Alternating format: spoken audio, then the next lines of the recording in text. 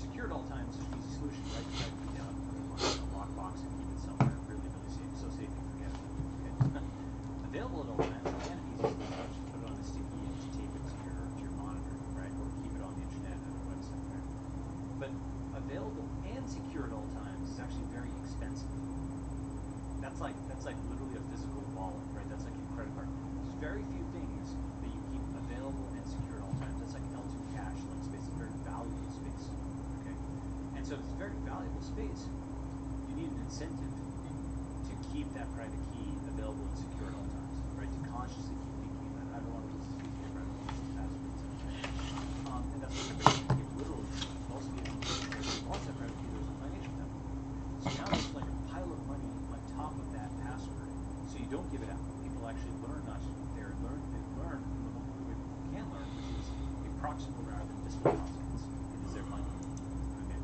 This in turn means that the public-private key infrastructure problem is being solved because hundreds of millions of people are getting public-private key pairs, which means encrypted messaging, which means digital signatures, which means this entire insane crypto world will arise, where every single post that's made on a decentralized social network has a digital signature, every email you send is a digital signature, there's authentication that arises, A, because it's feasible, and B, because deepfakes and Jedimetatron and so on will make it less and less trustworthy that email is actually coming from signatures. Without that digital signature. Go ahead. Okay, that's fascinating, and the copy, like it's, I feel like it enables a lot of like, kind of downstream consequences that we haven't thought about. I want to go back and talk about accountability city and specifically the idea of crowd choice, which I think is a fascinating idea. And can you, like, how do you think that? Can you explain what that is, and then how you think it actually manifests itself now? Like, if you, like all the tools, like I guess in 2013, everything that you thought would happen has come into play in the area, including the ability to like now have local. How do you think this happens? How do you think this?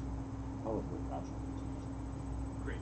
So there's an article at 1729.com/Miami that kind of details this a little bit more, but let me explain the concept of crowd choice. He puts in its preferences into a form. So I want, this policy on schooling, and this policy on guns, and this policy on X and Y and Z. Okay, you've got your preferences. And that set of preferences is a vector, or really a table matrix that gets aggregated and treated as a search query across a jurisdiction. All right, and you rank order every jurisdiction by how much it fits this preference. Okay, so Dubai #1, Singapore #2, Monaco #3, whatever. Okay, this list. Maybe you want them to be Spanish speaking. Okay, then Miami comes up near the top, and so on and so forth. Okay, and once you've got that list, what you do is you take in your community of this forum, you nominate a leader, and that leader is now empowered to go negotiate on your behalf with the mayor's associations and basically say, look, I can bring 1,000 remote workers to your jurisdiction, making $100,000 a year. That's $100 million windfall of annual revenue for your place.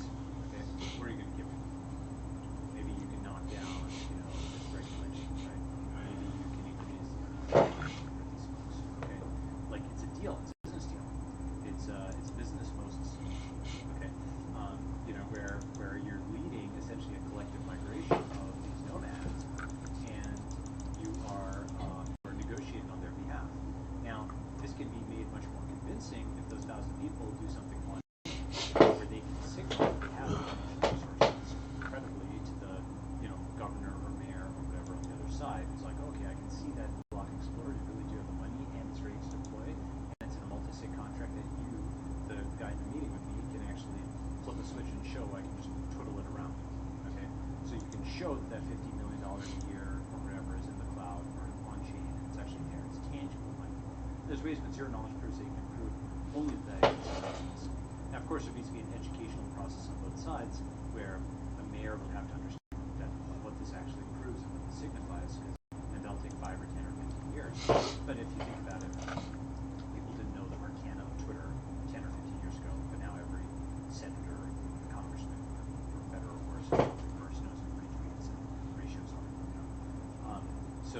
all the arcana of crypto stuff will become something that everybody knows. They say, you know, what partner actions and brands, right? Those were arcane computer science concepts once upon a time, but you know, millions of people are now familiar with them. Hundreds of millions of people. So essentially, the concept of crowd choice is you have a group of people that is basically doing digital selection rather than physical election. Okay, and more fundamentally, this relates to a concept I have of like the scanner. All right, so you go from a piece of paper to a scanner to a purely digital text file that has no physical. Energy, that's small, man. Right? You can go from you know, a movie theater to like Netflix to a, you know, computer generated video that didn't start offline. Okay, that wasn't filmed with human beings. Okay, you can go from a piece of paper, you know, or rather a physical bit of cash, right, paper currency, to a bank balance online, to cryptocurrency, which is inherently digital. Right, and this is a useful progression to do for many different areas because you can see that the inherently digital often doesn't exist. Much of the last 20 years has been taking the offline version and basically just uploading it to the cloud. Right? Often that's fundamentally changing the form. You know, search engines and social networks are fundamentally digital things that really couldn't exist offline. But there's other things where it's crypto equivalent, the digital native equivalent. It's like, what is a crypto equivalent of a phone? Crypto art is just all, you know, what does crypto login look like? But digital login, remember identity, all these kinds of things are going to come. Okay. So in the same way, what is crypto election? The naive way of thinking about it is the scanner, right? Oh, we go and we vote with paper ballots. Oh, let's just vote with voting machines. Okay, that's just taking the offline process and putting it on just forklifting it on. Fine, you can do that. Then you start thinking, what is digitally native, you know, voting? And one of the first things is you realize, hey, well, you can vote not just with your ballot, but your feed and your wallet. Okay, and you can include social features so that people can vote as a group. So block votes are actually a thing. And geography matters less because people, you know, all the structures, the entire way the paper voting system was built, assumed that geography mattered a great deal. You know, that people were split off in this way. You know, that because essentially you couldn't come down to Washington D.C. and go and vote on everything. That was extremely time consuming. You know, you couldn't have a say on every matter, not simply because of lack of knowledge, but lack of time. In theory, you know, I'm not saying this is good, but in theory, you could have a plebiscite on literally every issue now because everybody's got a mobile phone, right? And so the time and the cost, the distance constraints are less. So a lot of these things were built for this pre-internet world, and or the post-internet world with the truly digital equivalent. So it is first vote with ballot to have everybody put in their preferences within the community, then vote with feed and wallet to find the jurisdiction that best matches them, and use social to coordinate, use crypto to crowdfund, and use mobile to execute migration. Love that idea. Yeah. Yeah. Go ahead. How do you get? So it's fascinating because the idea that, you know, it's so ingrained in us that the idea is like you should vote the jurisdiction that you live in, and like that voting is intrinsically tied to like where you live here, like, you know, kind of the rule of law is intrinsically tied to like the locality, municipality, Right. country. When, you know, when most things are in the cloud, that doesn't necessarily have to look like that. That's right. So go ahead. Yeah. No, go. So basically, one of the fundamental concepts here is the transition from the great circle or geographic distance to the geodesic distance, which is, you know, you can talk about the distance between 2 points on the surface of the Earth, you know, the great circle distance, okay, like the arc length, you know, of a plane taking off from here and landing up there, you know, or you can talk about the geodesic distance, which is the distance between 2 nodes in a social network. Okay, and the former, or some version of the former, it wasn't truly the great circle distance that dominated. It was a constrained great circle distance where, you know, you had to make your way across isthmuses and canals and so on. You couldn't just go, you know, like Africa to South America very easily. You had to go all the way through Bering Strait and all the way down. It was actually a pretty long journey, you know, for a long time.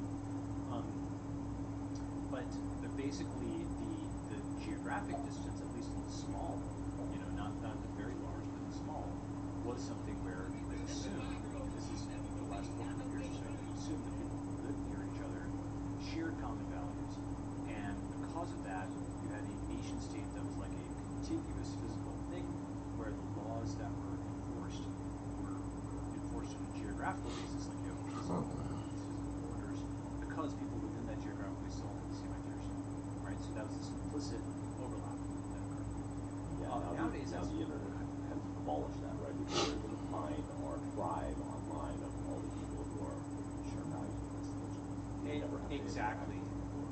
And that's so like Twitch is like that, right? Where it's like there was never any media network where it was that could survive on like with like broadcasting people playing video games. It was like the population was dispersed, but the internet like came together to create this internet site. And so I get that idea, but like my question is, how does that interact? That comes into conflict with like the existing power structures, right? It's all based on this idea of like your physical proximity of deciding about law. So how do you think those two things are? So it's going to be basically the story of the century, the state versus network, and this is going to be as big a thing as capitalism versus communism of the last century. But centralization versus decentralization is going to be the huge tug of war for the next at least a few decades, maybe the whole thing. Okay, and basically every possible outcome of this atom smasher, I think you're going to see. You're going to see fully decentralized entities that live purely digitally and that are purely VR. Right? You're going to see projections of those into the physical world, what I call network states, where they have a bunch of individual cul-de-sacs and branches and apartment complexes and so on of 1 million people that consider themselves part of a nation online, which has a footprint collectively of a traditional nation, but it's distributed across 100 legacy countries. Okay, it's a funny term, but a legacy country, right? So you've got a piece in what is today Mexico, and a piece in Texas, and a piece in Poland, and a piece in Japan, and a piece in Australia and South Africa, whatever, but they're all networked together. It's like 10 acres here, 50 acres there. So that's something that's not purely virtual, it has a physical projection. Okay. Then you have existing cities or states or regions that have networkified themselves, like what's happening at Miami, what's happening what's happening in Estonia or Dubai or Singapore, where these where these places have actually embraced the technology in many ways and sort of fused themselves with the network and become attractive places for these kinds of migrants.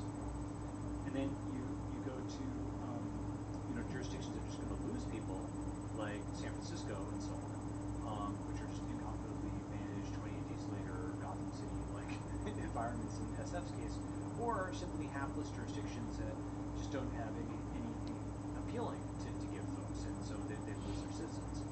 And then finally you have maybe the worst, which are the declining jurisdictions with guns and a mean streak that will try to do something to stop the exodus. And so I think you have that full spectrum.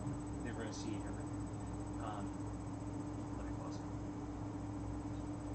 When I first heard you articulate this, I was kind of skeptical, but now I see it. I actually are, like Y Combinator might be an example of like people who like share a lot of values and are part of a network where there's a very strong economic relationship,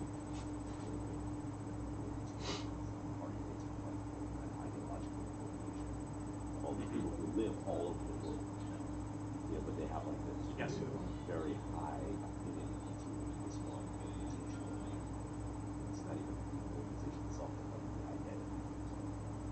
It's interesting because I think I had this tweet, which is just something of privacy. With obviously I respect Paul Graham and I respect YC and everything that you guys have built and so on. I'm your contemporary, but I never took the path of actually going through YC. I mean, it was too independent or crazy or whatever for that, right?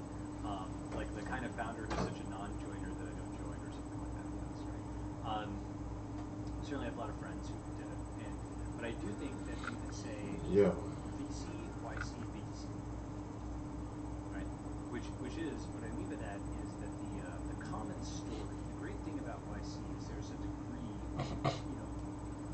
call it fully aligned with true knowing, but it's way better than what perceived it, which is you know, an Airbnb or Dropbox or Coinbase and so on.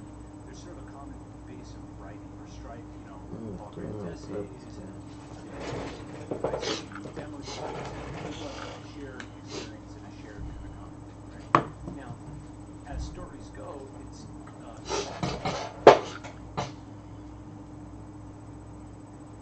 insofar as it's got a moral teaching, it's like make something fine, okay? But I think the next level of that is crypto. And what I mean by that is whether you work in finance or in Coinbase or Kraken or something, many of those are not YC companies. What they have in common is they know the story of destruction.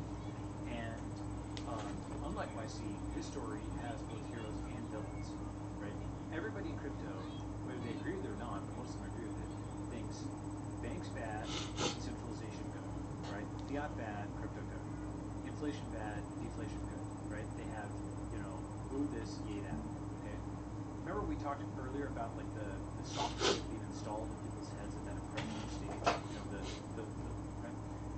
That is the thing, what crypto has done is it's put a story in people's heads with a different set of yays and boos. Okay, one that is going to be competing as a main flex with wokeness worldwide. And both of them allow for being nationals. Do you know why? Should I talk about that for a second? Yeah. Sure. So the thing is that both wokeness and crypto are fundamentally internationalist ideologies. You know, you can and people do, even though wokeness is anti-American. In fact, that's a really critical thing. It's sprung out of America. You can see loan words everywhere. You know, when people are using woke language in Denmark, it's all loan words from English. It's like a template. You drop it to any country, and the same conflict levers exist, and so conflict is attention, attention is power, and so any, you know, young, ambitious, able person can like sandpaper start the same kinds of fights. Poland, Brazil, Japan, just like a guaranteed kind of conflict. First time to convention in history. The Metaverse. And what that does, it makes them feel like they're fighting for power. They're the momentum to get funds from, you know, international courts and so on and so forth. And essentially the global story is that they're all doing this for human rights. And you know, maybe that's part of it, or maybe it's actually not that good. Maybe some of them doing is self-serving. Maybe it's some combination. But they have a narrative which gives them both the feeling that they're doing the right thing and unlocks lots of money for the corporations. By contrast, nationalism can't really resist this, or not forever. The reason that the Hungarian nationalism, the Israeli nationalism, this nationalism, that nationalism, is fundamentally particularist. You can't really form alliances across borders very easily, right? The story of Brazilian nationalism can be important to Brazilians, but not to Indians and vice versa, right? And so there's a limit of, you know, with MAGA, for example, like what Trump is doing, is like that's just not as appealing to non-Americans. You can't build an international alliance if you're just something and saying, you know, my country is great, right? That applies in reverse, right? Who in the U.S. wants to like raise the French flag and be like French national? Yay, you know, some people, but it's not globally appealing in the same way. So nationalism is particularist, which means that it eventually gets encircled by any internationalist ideology that can just easily just keep coming. It's got more resources, you know. It's global in this sense. So against that, and this, by the way, is why communism was so successful in the 20th century. It was an internationalist ideology. So very similarly, they could find young and ambitious people in different places. You know, the Pol Pots, the Maos, the Stalins, etc. And they were essentially funded by this global movement of labor organizers and so on, who believed what they were doing was good, but it was also a way to gain power, right? And they leveled up these guys. Once they actually flipped the Soviet Union itself was funding these guys, advising them, acting as a sort of venture capitalist, okay? And investing in these folks. You know, like you may see, you know, old, you know, articles which talk about Soviet troops, Soviet advisors, right? Soviet advisors are on the ground in Cuba, right? Soviet advisors on the ground here, Soviet advisors here. They kind of teach them how to do the secret police stuff and how to, you know, squelch dissent and do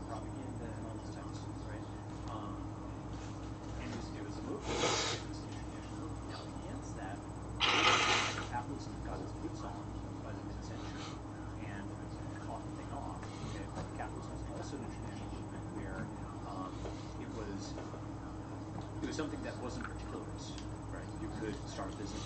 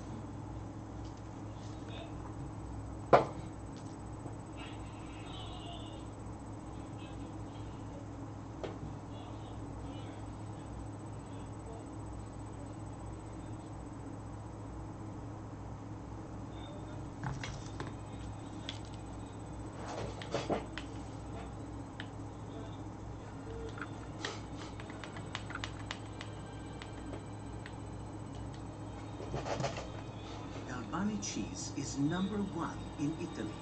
It's #1 in Dolce Vita. Since 1882, families have enjoyed the authentic taste of Italy's #1 cheese brand, Galvani. Susan, we're making a headline. That's not how the business works. And let's change the business. I just want to stick to the places I can be me. Keep it straight on. Don't forget to take away from this. There are. Right now, let's go. We're going out. Don't think, don't talk, just walk. Well, that was sufficiently gross and demeaning. You're welcome.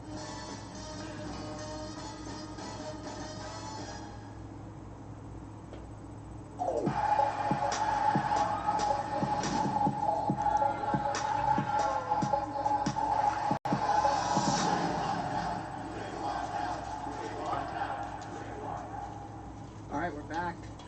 Where are we at? Summit, One Vanderbilt. Shout out Andrew Mathias. We got Gary V in the house. We literally just wrapped up AV too, and now we're going back to back.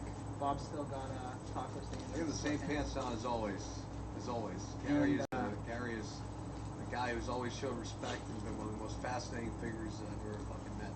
Always paid respect to the little guys. In the beginning, I remember I fucked with you and you fucked with me when I had fucking 9 followers. So I saw the talent. We also got we're bringing on John today, who's the president of Full Send, president of Happy Dad. well, maybe he's the godfather though. You think he's the godfather? He maybe is because actually me and John always go back and forth, Gary. We always have like a little fighting thing of who could bring better guests on. So me and John have this thing, and I think you're beating me right now. You know, Tyson. Technically, I think Who gets credit for Gary? I get credit for Gary, even though you know. No, you get credit for Gary. I'll give you. Okay, thank you. Bob could have got me. He could have. And I know he sent that text prematurely. We were gonna have you come on board in a couple Gary, weeks. Gary will probably, because out of sympathy, he'll just do it. But for you, it's more of a real business thing. For me, I've known John a long time. I love that. Long time. But it's I'm actually fascinated to see what you're doing in this whole fucking NFT space. I thought it'd be cool. I'm so excited to sit down with you bros because this whole everything going on right now, I think it's just so cool that we just have a fucking convo about what's happening in this fucking digital world right now and everything going on. It's fucking. I'm so interested. It's interesting because it's the first time it's been like this since 1996, 97, 98. Like Web 2, which John for short, Bob for short, you in the newest version of it. Web 2 kind of hit in 05, 06, MySpace, Friendster, then MySpace, and then quickly MySpace, YouTube, Twitter, Facebook, and it all kind of popped off.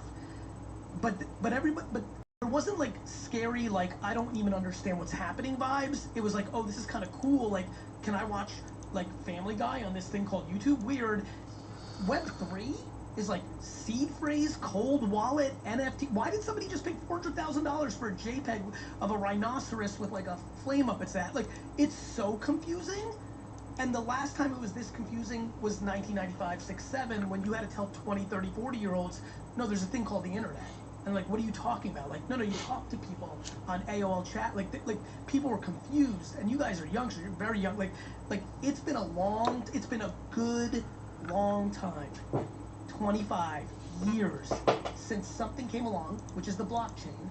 Now, obviously, it's been around, right? Bitcoin's been around, Ethereum's been around, but now it's consumerized, meaning it's everyone's aware of it. Like, a lot of people have heard the term, they don't know what it is. They think a lot of people think it's a scam or this and that, but like everybody thought the internet was a fad. Like everybody listening right now on the other device that you're attached to, just Google the internet is a fad and read unlimited articles by the Wall Street Journal, by professors, by real legit people saying, no, this is going to be gone in 2 years. And that's what you're hearing right now about NFTs. Like, this is money laundering, this is a fad. And like, granted, I personally, and I put out this content every day, believe 98% of the projects right now are going to zero. I agree, yeah. Just like the internet stocks of 99. But the overall concept of NFTs and what it represents will affect every person listening and watching for the rest of our fucking lives. So for anybody that doesn't know, because I'm honestly in this boat, I'm an idiot with this shit. What the fuck is an NFT? And I'm dumb, sorry, my bad. What is an NFT? It stands for non-fungible token. I believe the word can change. We used to call social media Web 2.0. Like, it could change, so don't even get caught up on it, but that's the term. What does it actually mean? It means that you can absolutely show and verify that you own something digitally. You own it. That's a brain fuck for the crew here, for me when I first got it, and everyone listening, because we weren't used to it. But what was a brain fuck for everybody in 1999 was the idea of people dating online. Everybody thought that was weird. That was like a 500-pound dude in his mom's basement. Now everybody fucking does it. It's DM and swipe left, it's all that. So what's funny for me is watching a lot of 28 to 50-year-olds really struggle and shit on this, and they don't realize they became their mom. Like, you used to make fun of your parents for not wanting to put a credit card into the computer. Now you are that by shitting on NFTs. What are these apes like? What are these? So you Before we go there, let me finish I one think point. there's a lot more. Let me go to a one more 101 place. When people are like, well, I can just control, like, right-click and save. It's a JPEG.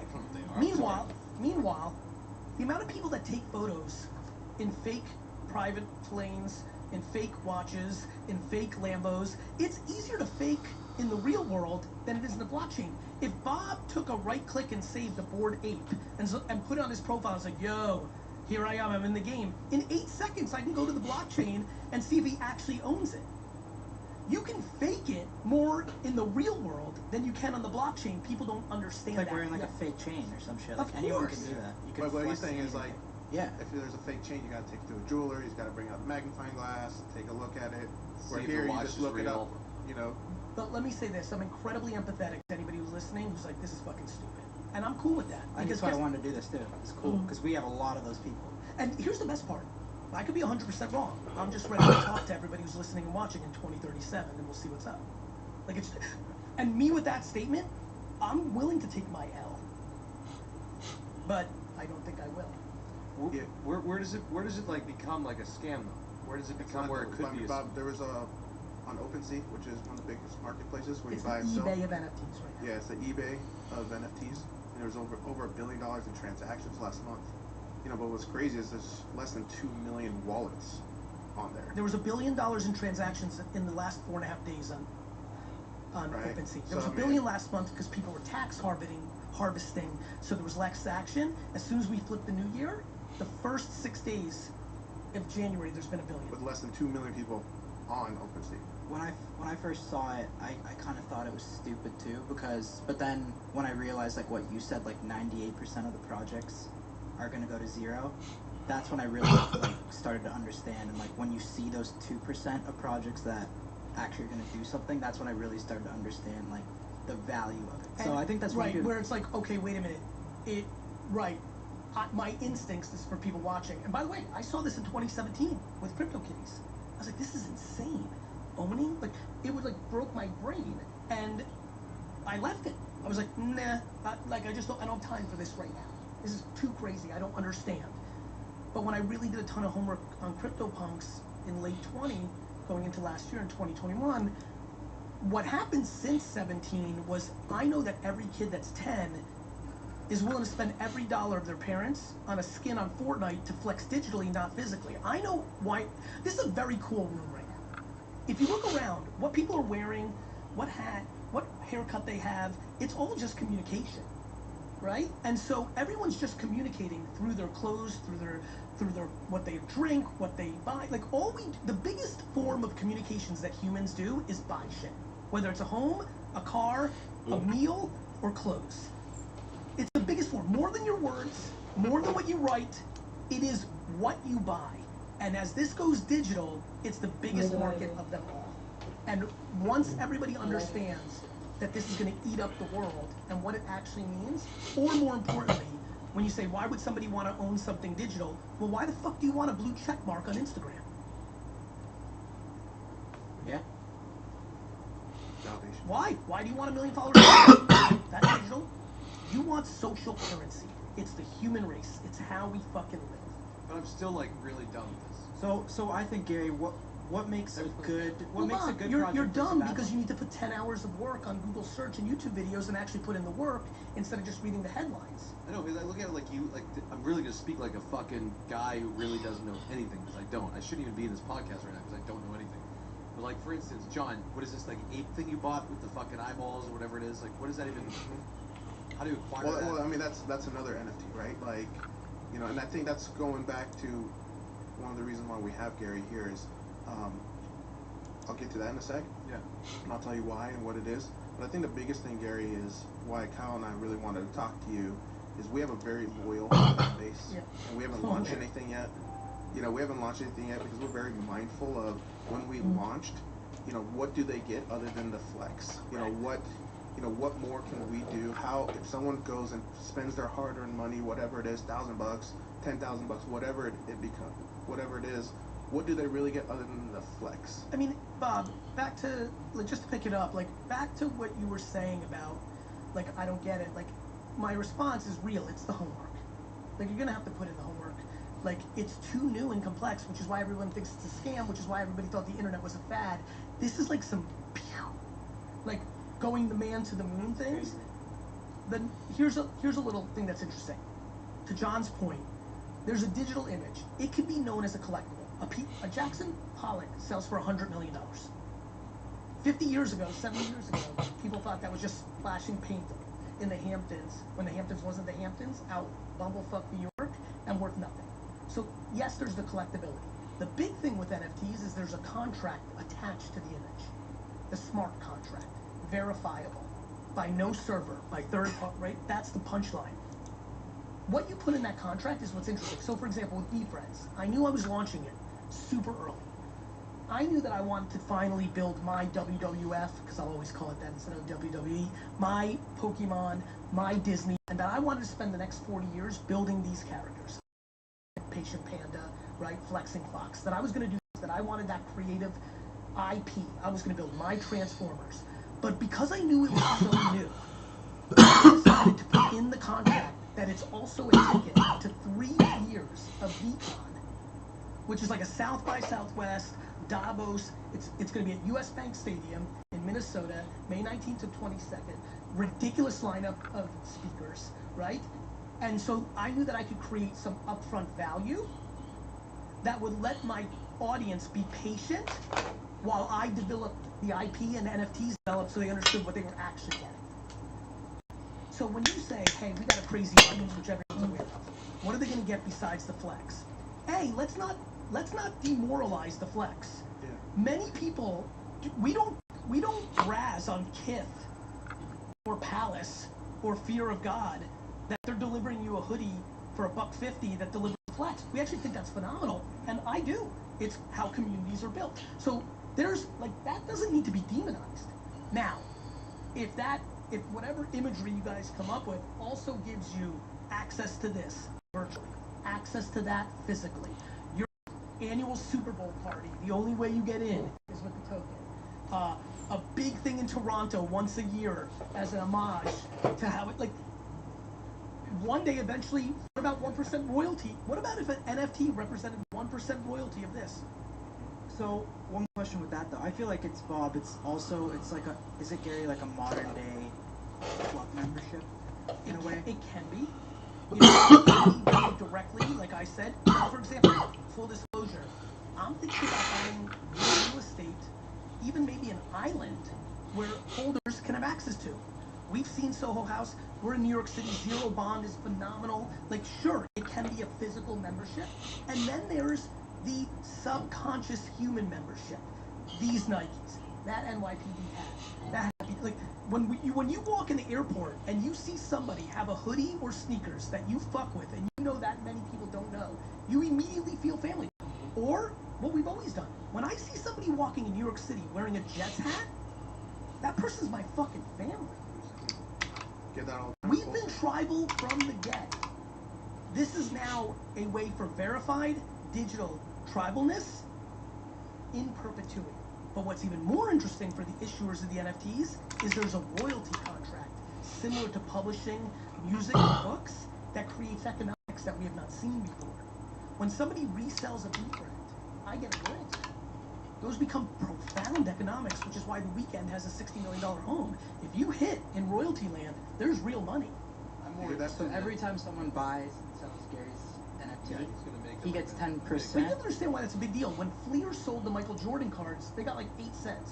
When I sell one right now for $600,000, that doesn't go back to Fleer.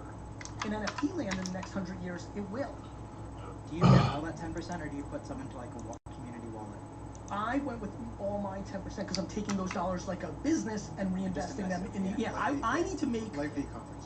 Yeah, correct. VCon is costing me a fucking fortune every year for 3 years. But I also need to launch a TV show, children's books, apparel line. Like, I need to buy slotting fees at Walmart for my stuff. Like, I'm trying to run $1 billion company, so I need those royalties. Other people have shared the royalties. Other people have said the community owns it. Look at Bored Ape, the most famous one. They don't own it. The community owns it. So now people are going to monetize their apes. They give all 10% to the community wallet? No, they have the commercial rights. Ah, the person that owns the Bored Ape has the commercial rights. Bored Ape still gets the royalty. So back to the fundamentals. Say I'm a fucking guy who owns nothing. Yes. Because I'll be honest with you, I guarantee that 95% of the people Yes. watching it now have no idea. You preached on what, 20 hours?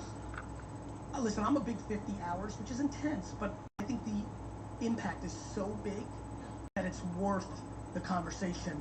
Like, I think, first of all, knowing the kind of DNA of the person that watches this show, there's a lot of ambition and adrenaline and fucking, like, alphaness. Yeah.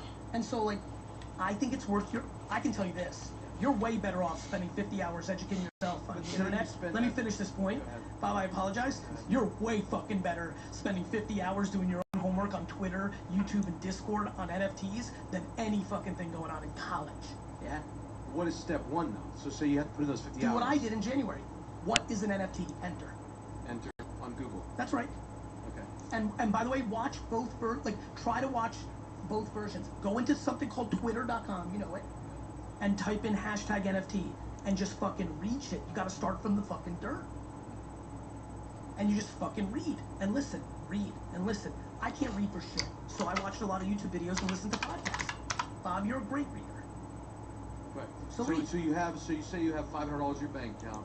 You want to get in the NFT space, you know, and you don't know what the fuck to do. You gotta want to commit 50 hours of fucking work and however you're Did saying. you say you want to or you don't want to? Saying there's a kid who's watching this Yeah, right now. doesn't want to or does? Who wants to? Good, that's good. Who's interested in Yep. fucking doing this? He has nothing to his name. Yep. He has $500 in his bank account. He wants to fucking get in the NFT space. He needs to commit 50 hours to this fucking world that you're saying of learning. And then what I would do if I'm that kid is once I've got 50 hours in the bag, I would ask a successful project to be a moderator in their Discord and let them pay me in ETH or Solana to do that. So Because break that down right a now, little more, though. yeah. So right now, NFTs are expensive, way too expensive for $500 land. You know where my brain immediately goes to go garage sailing with that $500 and turn it into 5,000 in 6 months and then go shopping. But if we're playing just in this narrow place, spend the 50 hours. Now you got your shit a little bit tighter, and go find a top project in ETH or Solana or Magic, some of these chains. These are blockchains, and say to Alien Friends, FRES right now, which is doing well. You hit up the founder on Twitter, or you tweet them, or you tweet their account and say, hey, I want to work as a moderator on your Discord for free, or to get paid, because then you can start building your bag. Because $500 is very hard right now. Unfortunately, it will come down, but that's where we're at. So you're saying this is a space that kind of only the big players can play in? No, I'm not saying that. I'm saying that there's a lot of people that spent $700 on a Bored Ape that just sold it for $400,000, and that's fucking insane.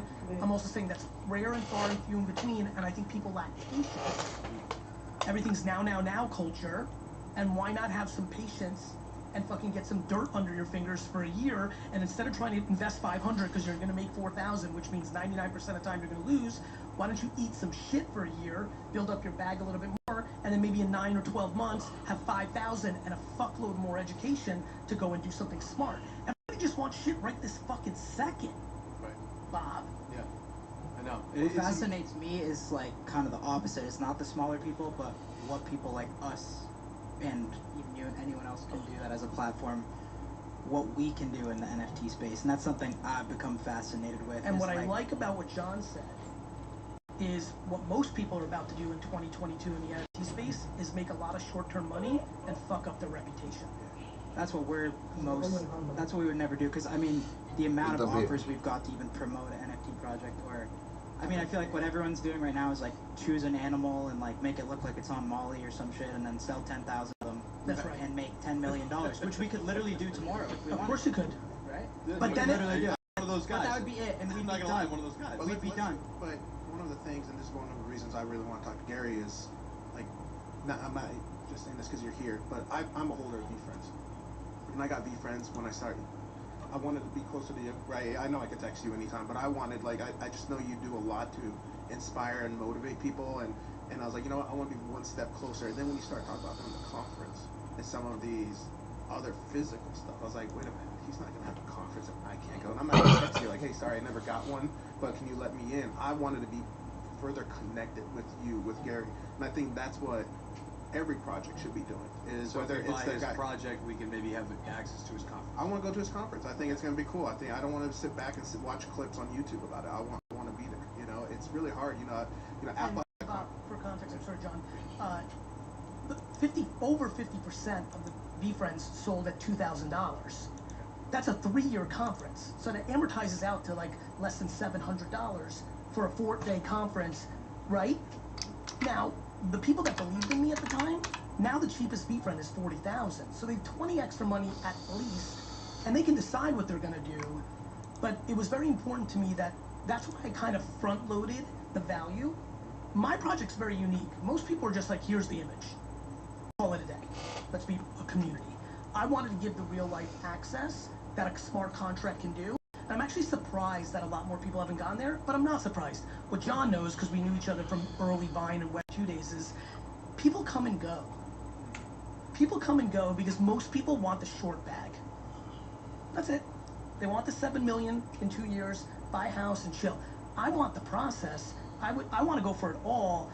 If you go for it all, you're leaving money on the table every day of your life. the thoughtfulness of what you're going to do to the audience matters, and on this one, it's on the blockchain forever. So if you guys do a project and you launch, and you make 13 million on the launch, right, and then royalties, and then you abandon it, you just do something else. Your life changed. You do something. You decide, which I don't think you'll do based on what I've watched, but if you did, or anybody else, well, somebody's going to tweet or Instagram or TikTok, whatever the platform of the day, in 7 years, be like, man, that was fucked up what those people did. Look at this person that the Beanie Baby transactions are lost. The person that paid fucking $100,000 for Princess Diana lost.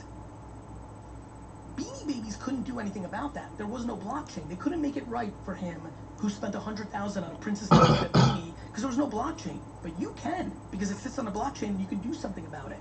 I don't think people realize what's happening here.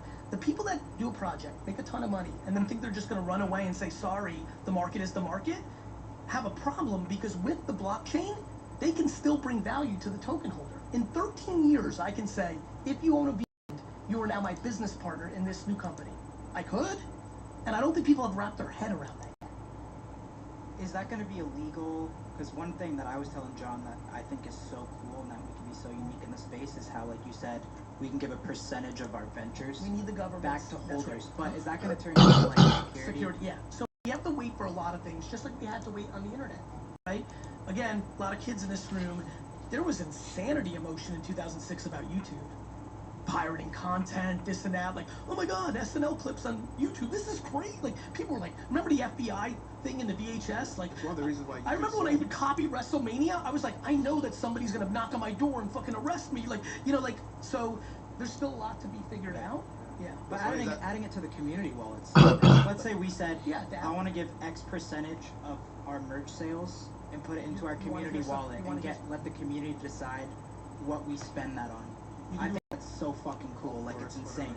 DAOs, decentralized autonomous organizations, is something everyone's going to be hearing about a lot. Yes, comma. You're going to love this. I would love for the BeFriends holders of today to be my business partners in everything I do the rest of my life. Right? Today, I think it's so cool. unclear if I can do that. In 6 years, the laws could be clarified, and they'll say you can. I, the next day, can come out, and then that's what's cool about the blockchain. I can verify that you have it, you connect, you prove it, you sign the contract, and you're now in the thing.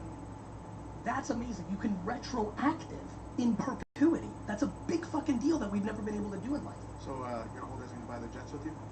It's on my docket. You're still there, right? Yeah. Let's go. I know you I'm, want that. I'm more convinced than ever that I've got a shot, but I just, like, for me, it's the thrill of the hunt. Of course. The thought of, like, can I strategize my way over the next 20 years to pull off this fucking insane Gary, goal? you're a as sick long as I've man, known like the Gary rest for of us. 11, 12 years, it's always been, I gotta buy the jets. But I gotta buy the new. it's always been, I've got to try to. Yeah, Right? Like yeah. when Johnny Thompson or Susan McGee buys them in 15 years and everybody shits on me like, fuck you, Gary, you didn't do it.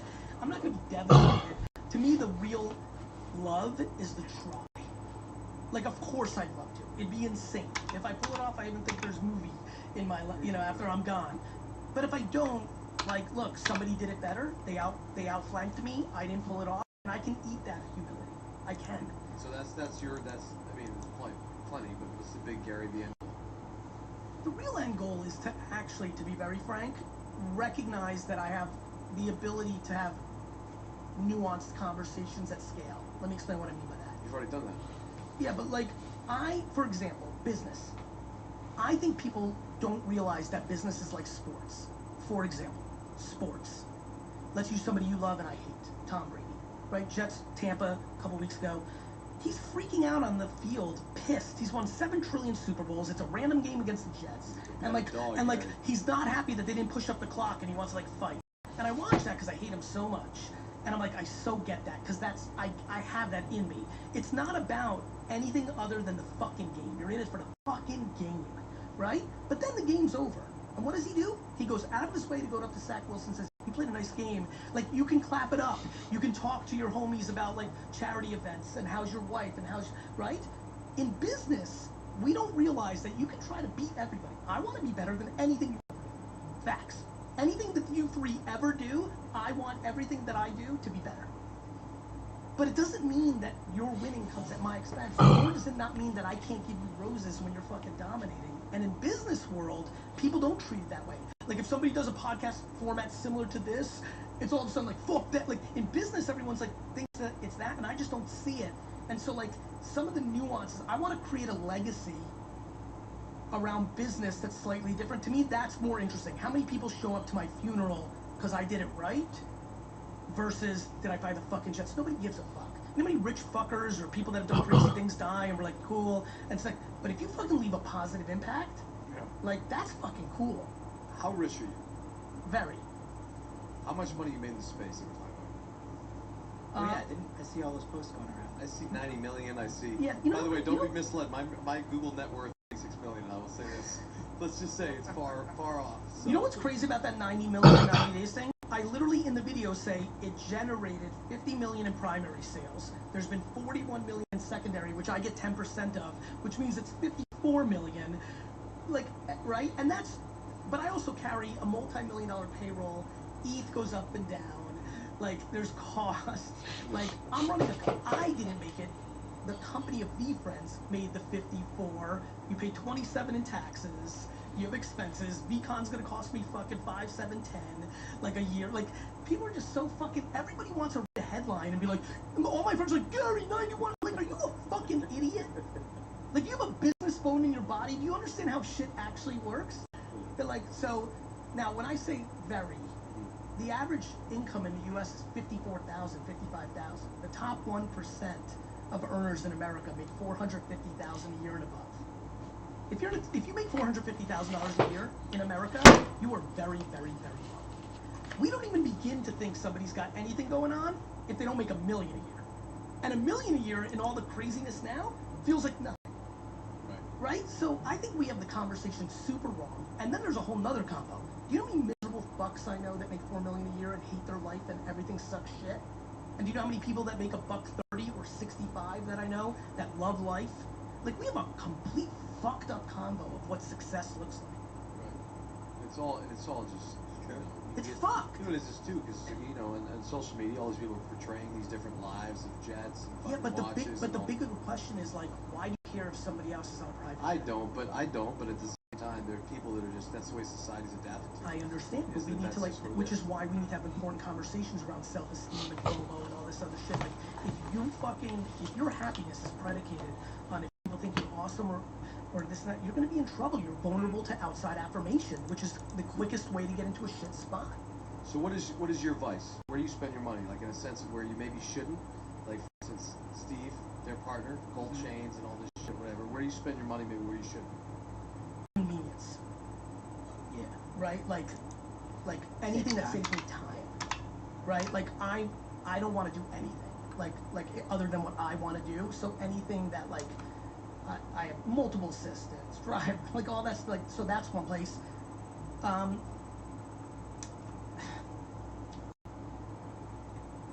This is ridiculous. Something happened when I was 10 that really was a telltale for me. On my 10th birthday, my grandma took me to Toys R Us, and they had Cabbage Patch Kids, which were impossible to get. So I took my birthday money and bought my sister a Cabbage Patch because she was with me. I don't like stuff.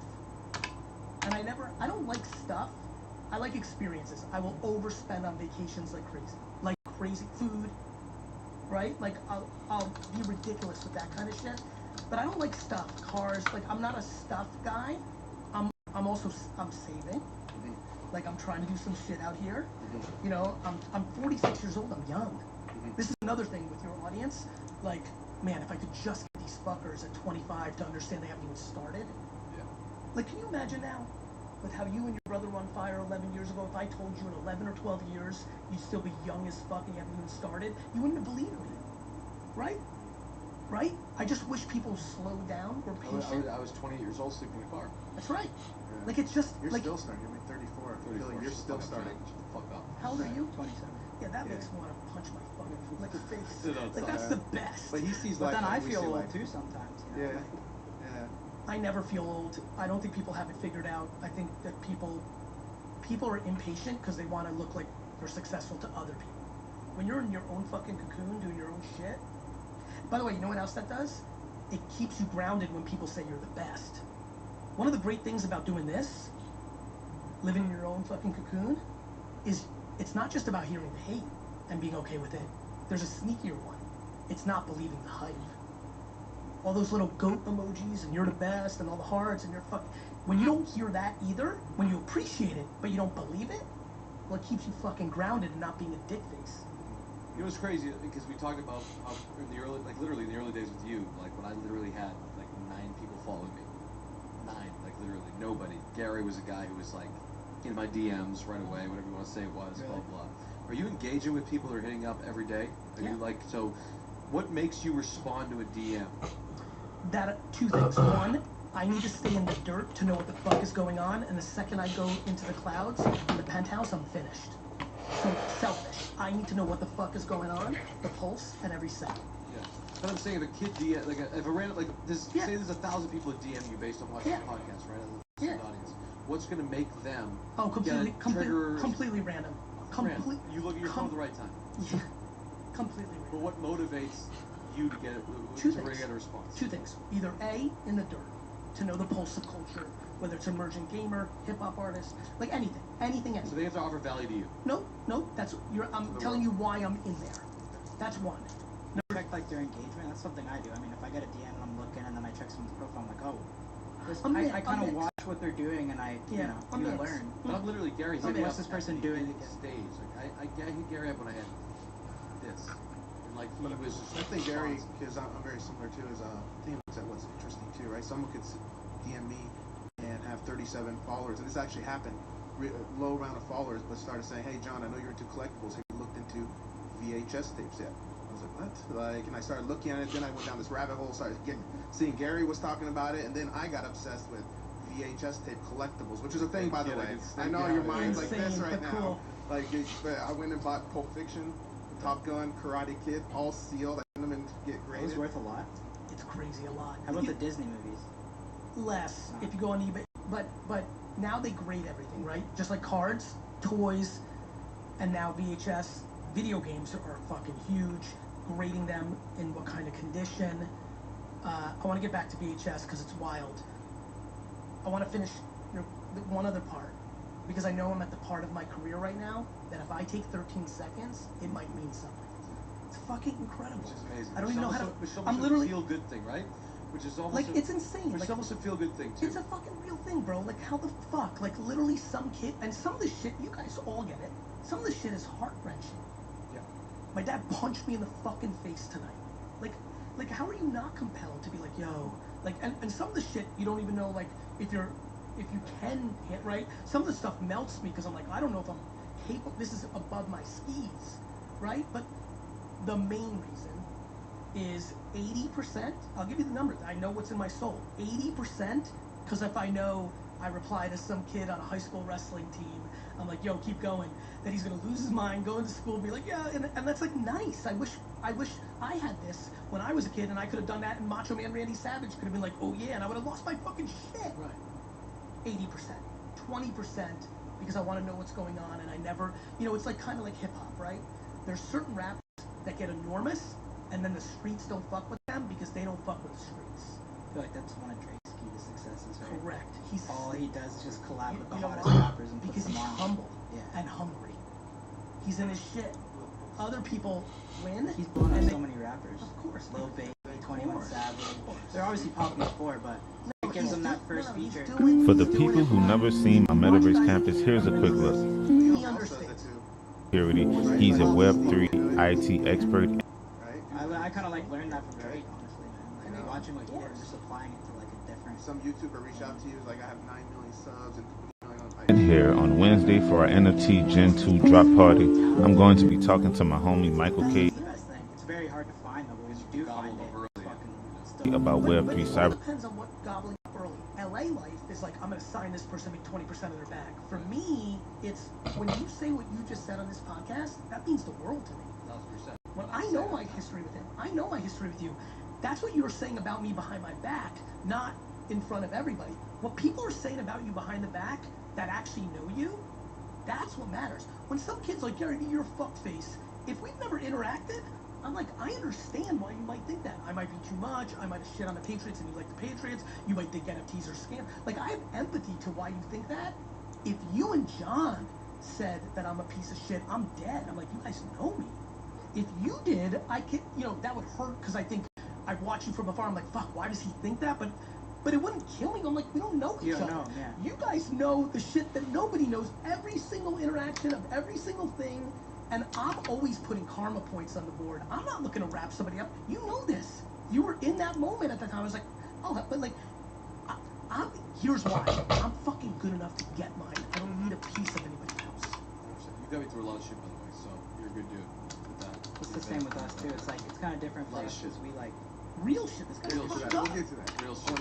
Real shit. We're not gonna get to that. Yes, But we will. I've been asking for a Bob Menery episode. Yeah. No, I want to know what kind of shit Bob got into. Gary had to help we're all out. good. I always just, at the end of the day, there's certain people that I do reach out to, and I consider them mentors, and I consider them good friends, and if shit is going on, Gary's one of them 100%. Who, like I said, there was nothing on the line early on. He was a dear friend of mine, so respect that. Gary, do you realize how Good trend. powerful That was like a of Robin voice you transition. got? I do. How'd you Like become you- such a good speaker? When did you realize that you were like such a good speaker? The first speech I ever gave, I was so When fucking was like, that? some dude emailed me. He's like, would you like to speak at a marketing conference in Florida? I was doing the wine When shit. I was don't know if you that? know my background. Yeah. 2006. I'm like, that's kind of cool. I'm like, yeah, I am. Like, I knew I was a marketer. I thought it was really cool that because I knew that eventually I would get to that part, but I was in the wine game at this point. So that's cool. Felt right? I never thought of it. I didn't really know the game. Then he writes, and he goes, can we get on the phone and talk about your fee? And I was like, oh shit, I'm gonna get paid? I was kind of like pumped. I get on the phone, and he goes, we'll pay you $5,000. I lost my mind. I was like, this is an enormous to talk. So I went. I'm sitting in the back room. People are talking. I'm like, they're not that. Like, I'm kind of getting this sense of like, I'm sure that person's very good. Like, I had no idea what I was doing. No presentation. I got D's and F's in school for a reason. I didn't even know what the fuck I was going to talk about. I was like, I'm just going to go talk about what I know. At that point, Twitter was just about happening. So I'm like, I'm going to talk about Twitter. I went, and bro, fucking, it felt like I was home. From day one, first speech, fucking tore the place down. Everybody rushed the stage. I stayed for like 4 hours talking to everybody. I thought it was the greatest thing ever. And immediately I'm like, oh shit, this is something I'm good at that I had no idea. And I was 34 years old, which again, to tie it into this audience, for all the 22-year-olds, 19-year-olds, I was 34 when I found something randomly that I was really good at that I would never thought of prior to a cold email. So it was 34, and I loved it. And when I look back at my style, back to Macho Man or all the stand-up comedy I watch, I realized, my style was affected by what I thought it was cool, but I was talking business shit.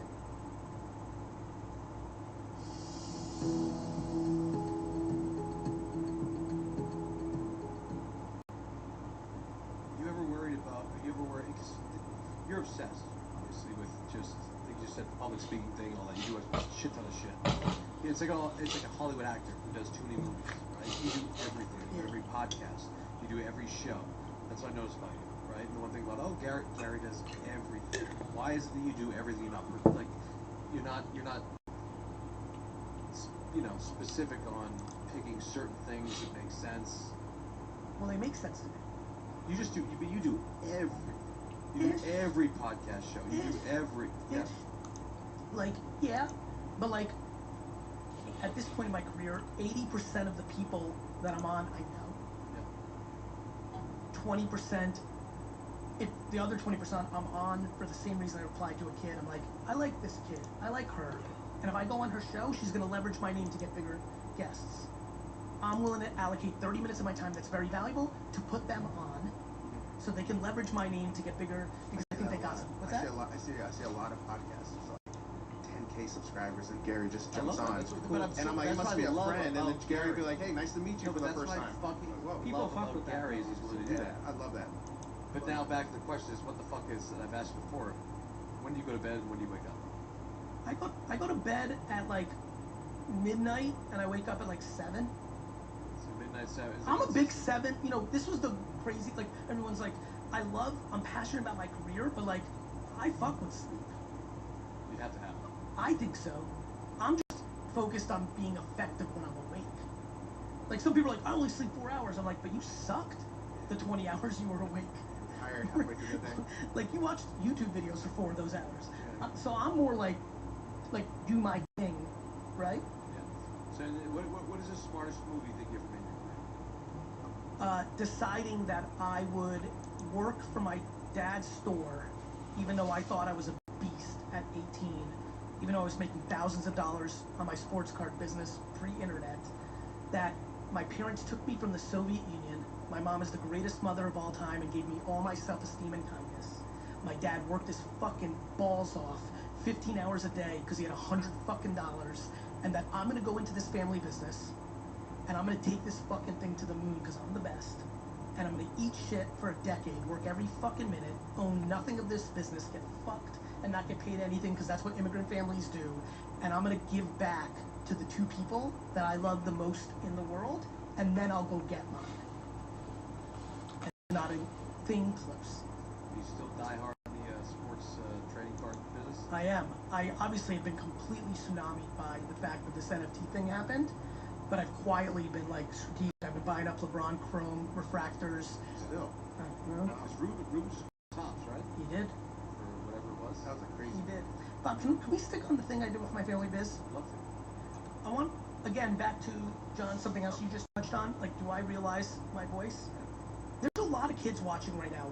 Everyone's being told, you got to go win. Da, da, da. A lot of those kids really love their parents. And some of those kids' parents own family businesses.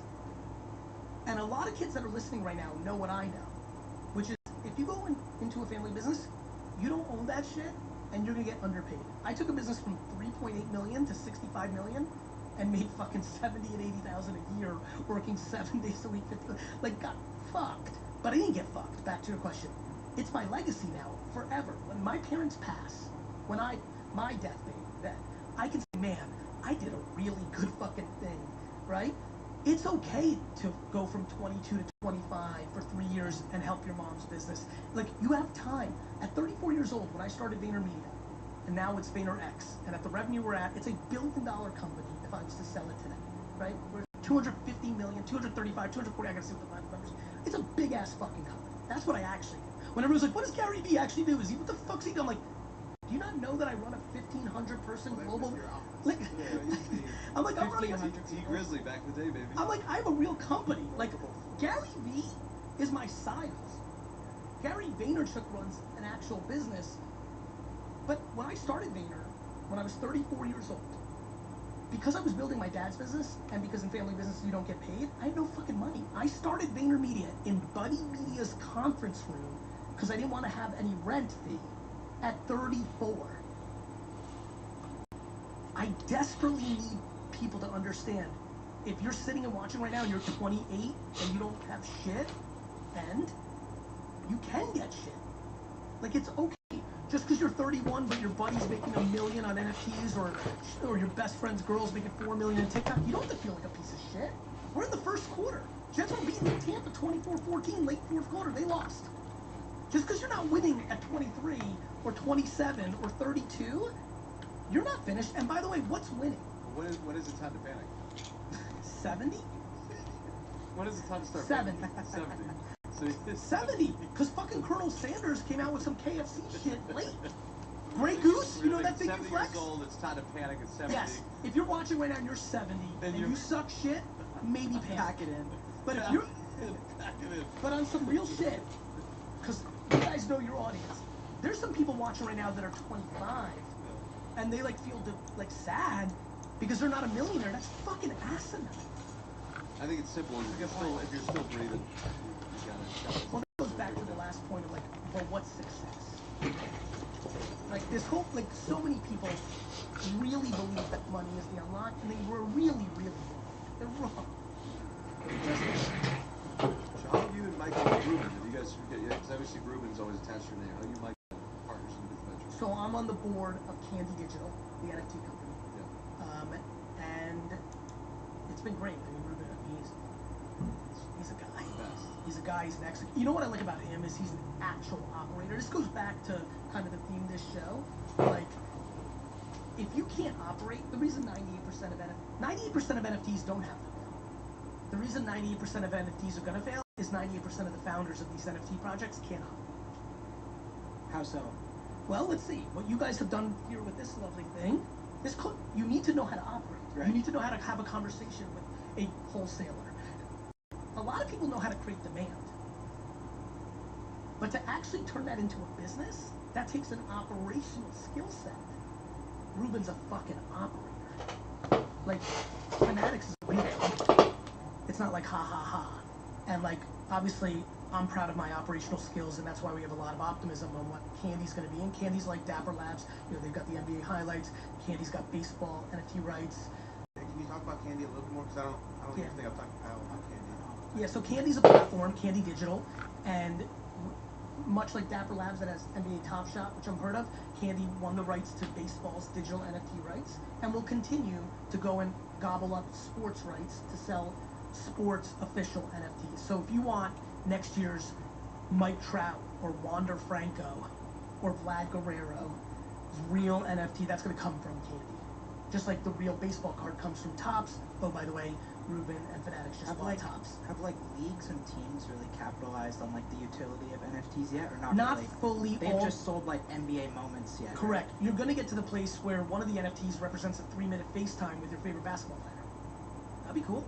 Let me buy this NFT and I'll be on with, or you like know, the exclusive club in the Staples Center where you need the NFT. Everything that was a wristband as an NFT and a stamp and a ticket will be an NFT in a day. We went to a basketball game the other week, and we were like courtside, seeing who's going to be holders one day. Holders only, or you know why? Buy them you know why? Holder. Because you'll be able to lease that NFT, you'll be able to resell it. The NFT is a collectible. A ticket for Jordan's first game, the stuff, Michael Jordan, sold for $260,000 recently, like 2 weeks ago. That's going to eventually be an NFT, and by the way, the Bulls in the NBA would have made money on it. This time they didn't, because that's how the collectible works now. But on the blockchain and royalties, like the world's about to change. Listen, if you're watching Round Out, I have so much understanding to why you're like, fuck this money. You know, I see every post, right? We're very social out, the four of us. So anytime Hypebeast, you guys, anybody posts anything, Bob, everything is like money laundering, scam. That's the same shit that they. When I bought that 40, everyone's like, you're an idiot. I just right-click to save that. Now I have your thing, and I didn't spend what I spent. But what's so funny is they don't even understand the technology. They don't understand that the blockchain exists. Just like everybody told me when I launched WineLibrary.com in 1996 that nobody would ever buy wine on the internet. Ever. The secret to making a tasty turkey pinwheel? Make it with Hillshire Farm Lunch Meat. As a matter of fact, most of the smartest people that were millionaires that talked to me to teach me something told me nobody would buy anything on the internet. Forget about wine. This is so stupid, Gary. You're going to fuck your dad up. I've known your dad for 20 years. This is people coming to me in 1995. I've known your dad for 20 years. He came to this country with nothing. You're about to ruin him and put him out of business with this silly computer thing. People are not going to buy wine on the internet. You have to come to the store and touch it. Most of the people that are saying scam money laundering, they weren't around in 1995 as a grown-up to watch this conversation, so they don't have the pattern recognition to know when something comes along that changes the entire world. Most people react to, fuck that. And the ones that don't, make the bag, make the legacy, enjoy the process. That's what's going to happen. How do you think this space would crumble if it ever did? Well, it's definitely, in the macro, it won't crumble, because I'm completely convinced that the blockchain is now here to stay. But again, internet stocks in 2000 all went to zero except a couple. Like literally, Bob. Again, you're a youngster now. Shut the fuck up. Brother, in March of 2000, all these internet companies were worth billions. You might have heard of Pets.com is the famous thing that is referenced. You're real young, so yeah. I'm going to break it down for you. 95, the internet starts coming. I'm only nearly at 9 years, by the way. I get it. 95, the internet's starting to come. By 99 and 2000, all these companies are public, but they're making no money, but they're worth billions, making no money. All of a sudden, kind of how markets work, the market decided, wait a minute, this is bullshit, and the whole thing crumbles in March of 2000. Amazon goes from whatever it was to a couple dollars. If you'd bought Amazon in March and April of 2000, I actually asked my team today in a meeting, I'm like, can you tell me what would happen if you bought Amazon for $1,000 worth of Amazon in April of 2000 at its lowest point? What would it be worth today? The numbers stack. That's going to happen with this. Do I believe that VFriends or Bored Ape or Punks or the best stuff, X-Copy people could go to 10 cents of the dollar that's now down 90%? The answer is yes. Do I personally, secretly, can't wait for that moment so I can take my USD, buy my Ethereum, and buy up the shit that I decide did a good job in the first 100 days of the carnage, operationally? It's the fucking moment of my career. I can't wait. So you think even the big projects are gonna tank? Yes, because when the entire market tanks, everything tanks. So something's gonna happen because there's too much greed right now. To your point, like every influencer, like these, I don't understand what these influencers are doing. I don't understand. First of all, they're not disclosing. Like I'll give you 1,000 to pump my fucking stork. Like, okay, like I don't understand. Like people are so fucking obsessed with short-term money. They do such dumb shit. But you think that'll make even the big projects crash? I do. That's my prediction. Because here's why. I'll tell you why. What I learned. Because everybody thinks. Because a lot of people are so confused with the whole thing. The whole thing will come. Right? Like it's the internet stuff. What's better, right? Like let's just say someone that's in our world is getting paid 200 grand to post something. They don't know that they were that much different than us. Where you and I are spending. Kyle and I probably spend, no exaggeration, 12 hours a day, every day, talking about how are we going to do this and how we're going to do this right. They don't know that, right? And they don't know that someone's got paid 100 grand, 200 grand to post some bunny thing. You know, they don't know we're getting offered. Steve's getting offered. Steve will do it. We're sitting at a UFC game. Some guy sitting next to him, I told him, give you $1 million to promote this NFT thing. And he called me. He's like, this idiot did this. You know, I'm saying no, Johnny, but let's do this. Let's do this right. You know, like he's like, this is no, but what the fuck? Yeah, it is tough to turn down. But it's worth $1 million. So then what's the investigative process then for an influencer right now that's getting these offers to do a brand deal, right? What does it make? So say somebody offered me fucking $10,000. Bob, I want you to post up for $10,000. What's the investigative process that I have to do to make sure? It's gonna hit up all the NFT Yeah, pages. Bob, listen, guys, for everybody looking Bob, first things first though. Take this fucking thing right now. I'll take a quick bag. How do you know for an influencer that's coming up to you right now if you want to pump an NFT, right? So guess what? There's a lot of fucking influencers right now that are out there. They're like, hey, you know what? I don't think people really care. No, but they're taking the deals. Back to his point. When you say who, I mean, I'm saying the majority of people don't care. Like Yeah, the that's people I follow, the only people that I really like that I'm friends with that I think has an understanding is like banks or something. But everyone else that promotes it just they don't understand. But it's like so anything else, right? Like they don't see the future, so they're like, why would I turn down 100K? You know what combo we're having right now that I want everybody to hear because I think 10 people watching and listening will take this little nugget and run with it for the rest of their lives, and we'll see the four of us in the places because they're going to hear it, and we'll talk about it. What I don't think the world knows is when you do dumb shit, like take 100K to promote something that you have no idea, you may trick 98% of the world and get your 100K. But every time you do that, you're losing equity with the 2% of the people in the world that actually fucking matter. But it's still going to happen here. Of course it is. You're still going to do it. It's happening right now. I don't think you understand what I'm saying though, to that point. To that influencer that I'm trying to talk to, cool, you made $4 million this year, but you're going to make $7 million in your entire life because you're going to continue to degrade your brand and your reputation. And if you didn't, you would get to 72 million. It just would have taken longer. But I'm going back to this. I keep bringing it up. I'm in the 95% probably of influencers that don't understand the NFTs. So do the homework, When I get Bob. a brand deal, but I'm saying if I get a brand deal, it's like Bob, the answer is do the fucking I think homework. you got to do homework and try to get ownership. My answer, in a successful project, aka ours. I'm in. Bob, the answer to your question, because this is so exciting, is the answer to my question is, do you want to promote some medicine that you have no idea what it is? I'm asking you, Bob. Do I want to promote medicine? Are you going to give me? Am I an influencer? That You're getting 100. No, Bob. I'm talking to you. I'm going to give you $100,000 to promote this pill that makes you thinner. Sure, why not? I say yes. Yeah, Bob's a bad guy though. No, but listen. Here's what I'm saying. That's fine because this is America, and Bob should do what he's going to do. I'm going to say to Bob as a friend when he calls me twice a year when he needs me, Bob, the reason you're in such a shit spot. Fair enough. I'm just trying to help you there. Bob, the reason you're losing is you took the $100,000 for the thing you didn't fucking know. All right, well, how do you know? What if it's a good deal? Like, how do you... What's a good deal? Anytime you promote some shit that you have no fucking idea what it is, that's a bad deal. Okay, so how do they do the investigative process to figure out if it's a good deal? First, you have to. I can tell you everything. You got Gary, you got John. I know, but I'm not talking about Gary and John sitting in a room Well, like us. well, how average person? I think one of us No, you're not. You're not talking to the average. You're not talking to the average person. No. You are not an average person if somebody offered you $100,000 to promote. So I'm fucking bones.com and I got 90,000 followers on fucking Instagram. Yeah. Right? And I get a promotional deal and say, hey, we want to give you fucking 2,000, pump our NFT thing. I got $1,000 in my fucking bank account. I need the $2,000, right?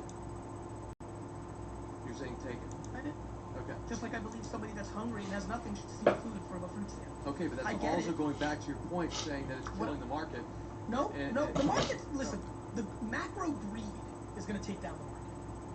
I'm not worried about the person who has $1,000. First of all, if you have $1,000 in your bank account, but you're getting offered $2,000 to promote something, you fucked up. Right. So like that scenario doesn't exist, Bob. Okay. Like right? Unless you made $200,000 and you just buy dumb shit 24/7. Right. Okay. I'm asking. I'm just. No, listen. What you're doing is amazing. You're helping people. I know what you're doing. That's what I'm trying to do. I know what you're doing. I'm trying to think of what I'm trying to bring. I'm trying to think outside the box. Instead of a podcast with everybody that has everything and has everything. What I'm trying to do is relate to the average person who's watching. I know exactly what may not have. But I think the problem and what I'm trying to do with my passion, because I know what you're doing, and I'm trying to do the same thing, is suffocate compromise. Like I don't know what to tell you. Like doing the wrong thing is the wrong thing. Like taking $10,000 to promote something you spent 0 minutes investigating. Because people, it's the reverse of what I'm doing or you guys are doing when you reply to people. You take $20,000 to promote a fucking NFT project that you know nothing about, because you know other people that are watching you are going to spend $800 to buy it. So you're going to take $20,000 so that all your audience loses its $800. That's not going to work out. Well, it's like what happened. I feel like a lot of these NFTs are just like pretty much like a new version of those shit coins. That's exactly right. Yeah. I think the best thing for people are just ready to throw $1,000 at anything. And everything's going to go. Anything. Bitcoin, because it's fucking Bitcoin, is going to keep doing its thing. And guess what? There'll be 10, 5, 9 NFT projects that will be here in 2037. VFriends is going to be one of them. I'm going to clip the shit out of this right now. What I just said, in 2037, Bob's going to look terrible. And in 2037, I'm going to clip this shit, and it's going to be there, and it's going to be a fucking monster. And little kids in fucking Brazil are going to be wearing fucking Patient Panda fucking backpacks, because I'm going to spend the next 15 years making every fucking person on Earth give a fuck about my characters, because I got that in me. But a lot of people won't do that. Do you reach out at any time your shit that you're public, your NFT stuff, to any influencers to get them to public? Of course not. I don't need it. I don't know. Again, guys. As a matter of fact, I did the brand new to this fucking Bob's shit. trying to get a brand deal right now. I was gonna say, Gary. Yo,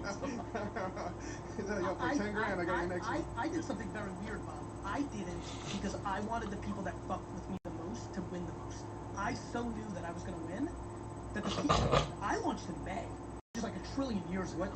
How many did you launch? Like 10,255. Did you sell them all at once or in phases? One shot. But unlike most projects where you don't know what you get, it's like opening a pack, you knew which character you were buying with me. What did they initially go for? 2,000? So I did a Dutch auction because I didn't want gas wars and people pounding it. So they went for all different prices. They were from 3 ETH to 0.5 ETH, and at the time ETH was about $4,000. So more than 50% went for 2,000 a piece. At the height, some went for 10,000 on day one. Wow.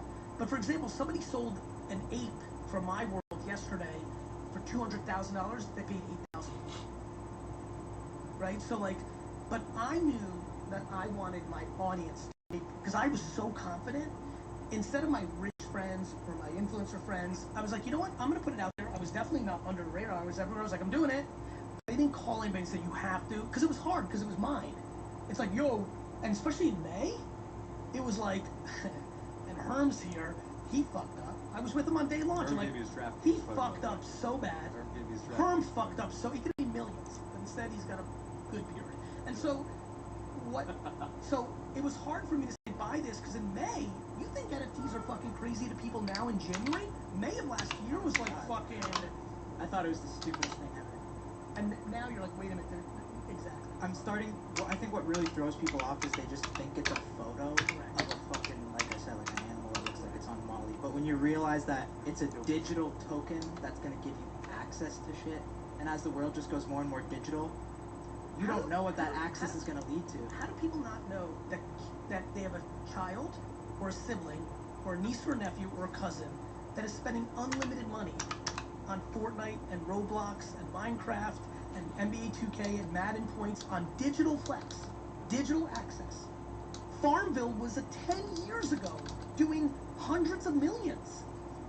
Crazy. You know, upgrade video, like I watch people literally shit talk on NFT.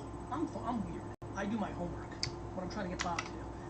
I see somebody say this is a fucking scam, then I click it and I look at everything they've said ever, and sure enough, I can go back 9 months and see that they paid $100 for power-ups of their little mobile game.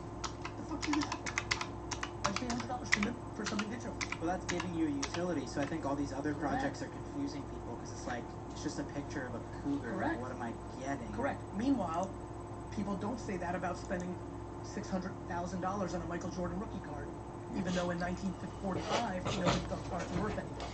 Comic books sell for millions of dollars, whether Spider-Man or Superman or Batman #1, but everybody thought it was stupid to pay $500 for them in 1965 when they were originally 10 cents. People always shit on things that are collectibles, VHS tapes. Who would have ever thought? People aren't good at history. If you look at history, it will tell you the future. That's what this shit is. What's your opinion on, like, everyone's talking about it now is kind of different as, like, the metaverse? I think it's too early. Yeah. I don't think enough people live in VR 24/7 to make it pop off the way people think it's going to, which is why I haven't bought land, gone in yet. It will come, but I'm very big on time. In 2016, I bought Ethereum because I understood that it was a platform, not a currency. I liked it. In 2017, I looked at CryptoKitties for 5 minutes, and I was like, this is too early. I don't see normals collecting this. In December of 2020, I looked at CryptoPunks, and I looked at Top Shot, and I'm like, oh shit, the normals are coming. And that's when I went in and did my 100 hours of homework in January and February, just shut down January and February. This time last year, I was shut down, 15 hours reading, listening and watching. I don't think we're there on the metaverse. I don't think everybody here is like, can't wait to get home and put on my VR set and fucking shit. But I don't think it's far. I don't know the timing. I never guess timing. I just move fast when it happens. Because I know one question with the like a utility of an NFT could be like it's. Are we good? Do I have to go? That's what I'm saying. When do I need to leave? We'll wrap it up. Cool. Wrap it up. Sorry. Wrap it up. When are we supposed to leave? What's my calendar say? Yeah. We'll wrap it up. We usually do an hour. I'm not fucking enjoying the shit out of this. I'm just like, No, we're good. You got some There's also things. 2 things. rapid fire? You want to do a 5 What minutes? does my calendar say? I think that's 7:15? 7? What time is it right now? 7:28. 7:28. Really? Gary, see how... Or either the two of you gonna do something? All right, so here's the deal. Wrap it up, or? Yes, please. All right, perfect. So here's the deal. John, you want to wrap it up, or Kyle? I want to know more about the language. Tomorrow of the filming, you guys are gonna air this after, so this happened last week. I'm launching with 3 partners, Connor, Roddy, and Josh Capon, very epic chef. We're launching a token that is your access to a private restaurant club. Think Soho House, think Zero Bond, think country clubs where you pay your dues to buy in, and you buy the token, and that gets you into, but it's your asset. Unlike Rayos, where you buy the table, you can't resell it. With Flyfish Club, you buy the token, you can come, we're gonna open New York, and obviously expand Vegas, LA, Miami's our ambition, Europe, London, Paris, over the next decade, but this is your token. But we can add value to it, virtual events, pop-ups at the Masters, pop-ups at the Super Bowl, It is the whole game. So I'm leaning into utility while everyone's doing it's a pictures. physical location? It's a physical location. Physical? Late this year, maybe Q1 2023. And can you only get in if you have the token? You can only get in if you have the token. Wow. Token is an idea. So Laura, do you have an Ethereum wallet? Good. You buy one. Got it. Oh, here comes the text. Here Thanks it for the comes, Ethereum. Johnny. 1 a.m. I'll get up to go pee, and I'll look at my phone real quick. Got in the Ethereum. That's a different reason. Gary, what are some of your NFTs that are outside of the V world? I love World of Women.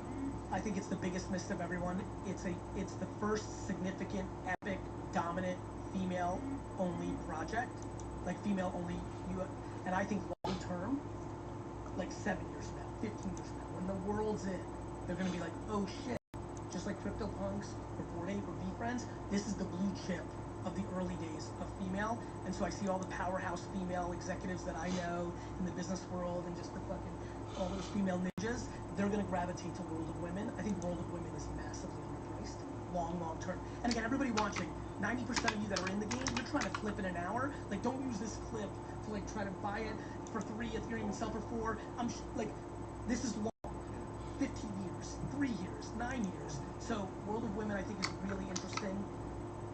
Sup Ducks. Frankie's a real guy.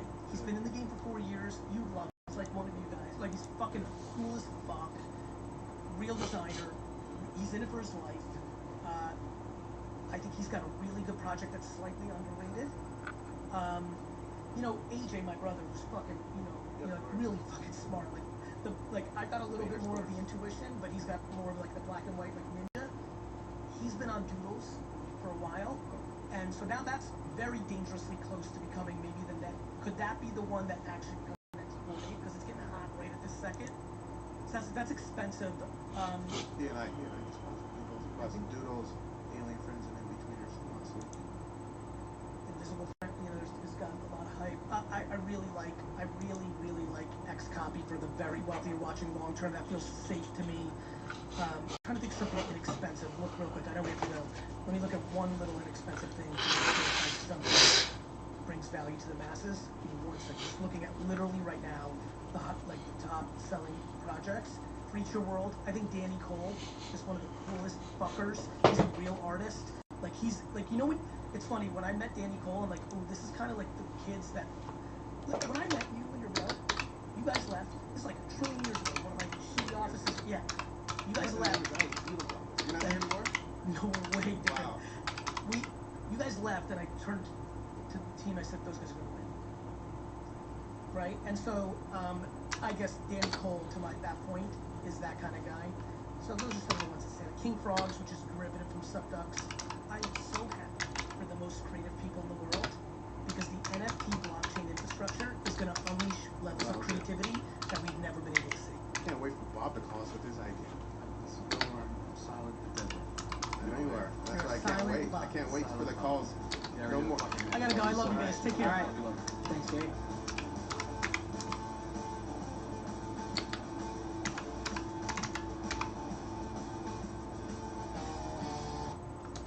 Taking the stage on karaoke night takes confidence.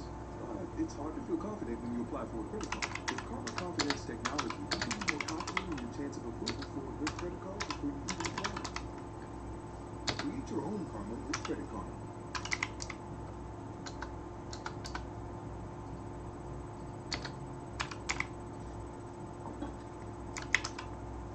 Boom, and we're live. Russell, why is it that when people start getting like super spiritual, they start dressing like you? You dress like a guru. We circulate a memo, so it's now time to stop wearing socks, stop shaving, and make eye contact for a bit too long. Oh, uncomfortable eye contact. Give a bit stary. How long are you gonna go with the beard? I mean, that's like you're full on like you're a yogi now. I mean, it's gone beyond Jesus and into Moses and lesser prophets. Old Or Testament. Navy SEAL. You're in that range too. Like you could be some wild man. That's a mistake that wouldn't like if there was an assault course in front of us, that the potential for me being a Navy SEAL would start to break down. I once went on an assault course with some US Marines in that place near San Diego. I can't remember the name of that base. And climbing up that rope using your leg muscles, it was not good value. Didn't enjoy it? I like the camaraderie, and I really as I've written about and talk about quite a lot, when I'm around very male environments, I kind of really like it. I really get off in it, but I have to watch myself not getting too excitable. It's even in this environment, as a matter of fact, I have to keep myself a little bit chilled out. And Why? What does it do to you? Well, I guess what it is my early life, I grew up mostly around my mum, and I don't have brothers and sisters and stuff like that, so my male role modelling occurred later in life, and I think it probably relates to this spiritual thing. I think it meant that I'm very open to sort of spiritual experience, meditative experience. I didn't have a lot of grounding physical experiences or bodily experiences really till adolescence and sexuality. That's the first time I really sort of got into the body. Didn't do sport as a kid. Didn't have like men going, right, this is what we do, this is how we shave, this is how you treat people, this is, didn't really sort of get that kind of education. So now still, if I'm around like soldiers, UFC fighters, I go, I do BJJ primarily as a result of these let's not call them confrontations. Conversations, that's a much nicer term. So like there's a bit of me that's, I get excited about the analysis of it. It's not homoerotic because that doesn't happen to be the way that I roll out. You just enjoy it a little too much. There's something about it. Yeah, you get fired up. And it may be, what's bad about it? What's bad about getting fired up? Nothing for me, except like, you know, look, as you know, my model for life is a sort of a 12-step model about watching my impulses. My impulses have got me in a lot of trouble. My impulses to take drugs, my impulses to sleep around, my impulses to even eat food. I've got a sort of a tendency to get obsessive, but you know, you would probably argue that if you direct that energy correctly, it can be kind of positive. I think it can, but I agree with you that it can get out of control, and I have similar impulses, I have similar problems. And I've just used discipline and hard work, especially working out, to try to mitigate it. Well, that's what I pick up from you, is that your early encounters with martial arts have meant that you've understood from a young age, it seems to me, physical discipline, and I think that's a very important thing, and I'm only learning that like now, because I've had drugs, then fame, then and chaos, and I've only just emerged from like the sort of the fog of that madness. I love how you've emerged though, because it's very unique. You've uniquely emerged authentically. Like this is who you really are. Like you're not putting on an act. You found yourself, which is like what everybody wants to do. They want to find themselves. I mean, it never feels like a completed task, right? Everyone's a work in progress forever. That's right. But you are you. Like you are very comfortably you, and you found what makes you you. That's a lovely compliment to get from you, Joe. I appreciate that, because what I think about is like you're a very different type of person. In this world, in these polemical times, you and I would be supposed to, I would say, take adversarial stances on. I'm vegan now. You love hunting, but my personal work is my morality and my spirituality is for me. It's not something I go around inflicting on other people and telling them how they should behave. I know enough now to know people have different experiences. I know that those things get in the way of how they behave.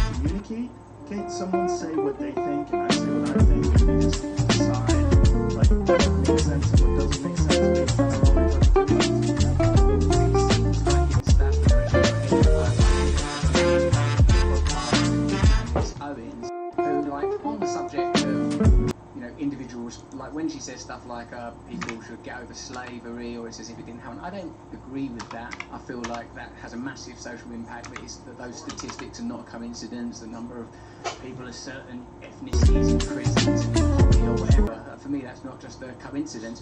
But so I couldn't agree with her more profoundly according to social criteria. Some very, very important issues. On a personal level, absolutely delightful. Yeah, it's funny.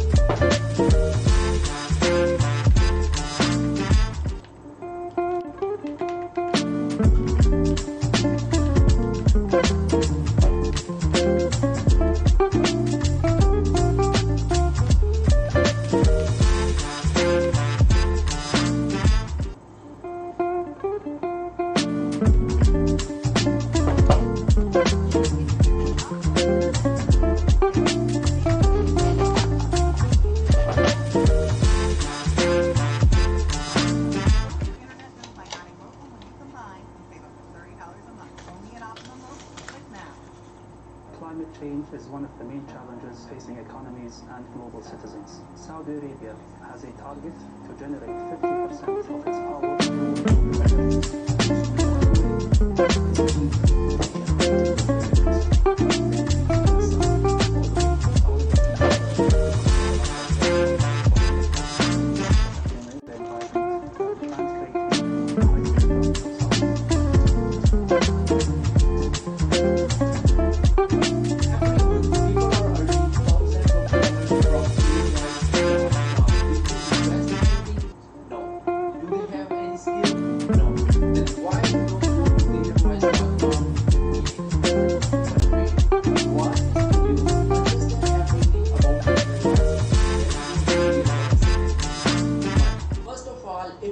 subscribe to this channel, come on man, subscribe my channel and turn on the bell notification, and please don't forget to hit the like button. Here it is the clearwise.com. Clearwise provides different types of services. For example, if you click here, you can see SEO, provide SEO service, content marketing, but we are not here to use their service. We are here to provide our service to their clients. So what we do with this name they're asking. This is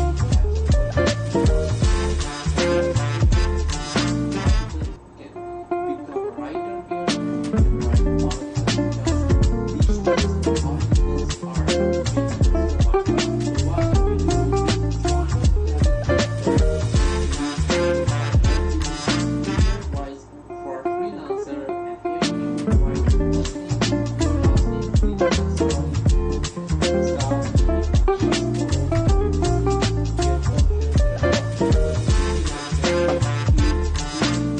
profile.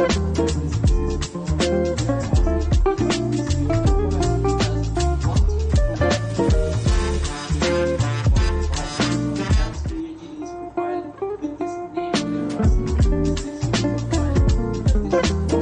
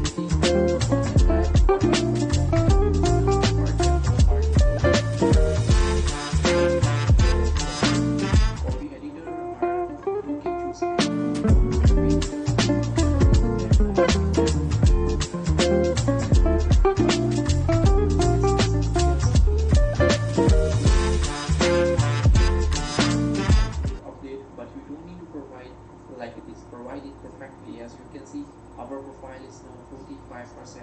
We can provide our YouTube link. Here it is, my YouTube link. Click save, and now you can see this is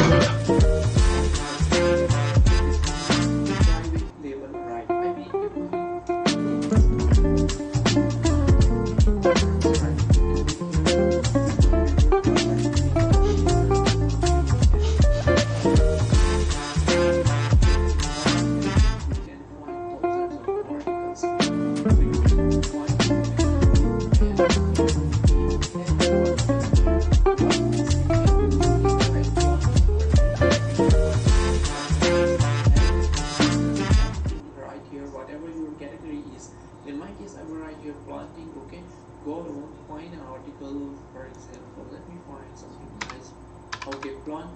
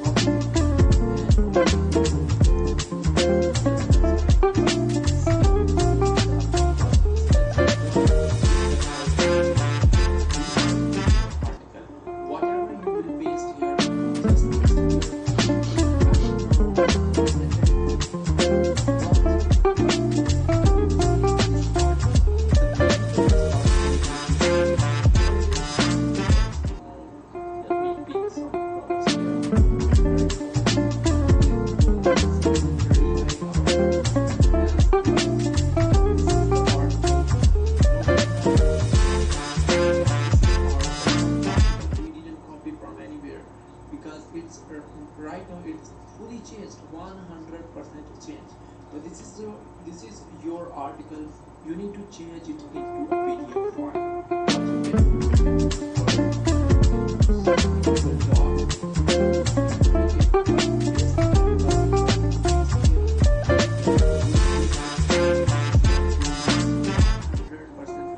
What you can do, you can use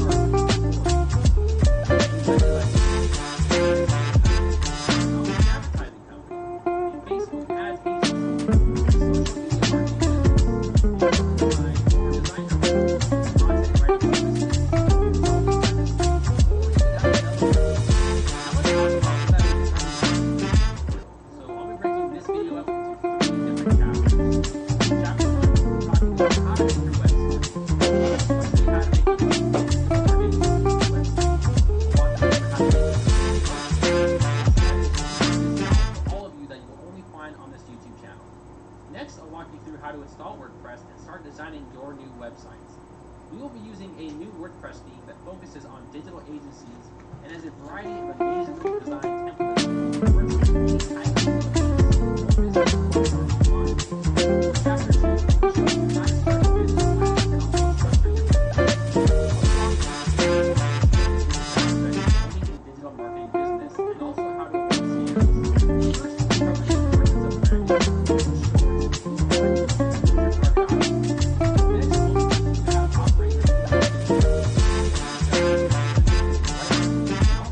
freelancers to work for your digital marketing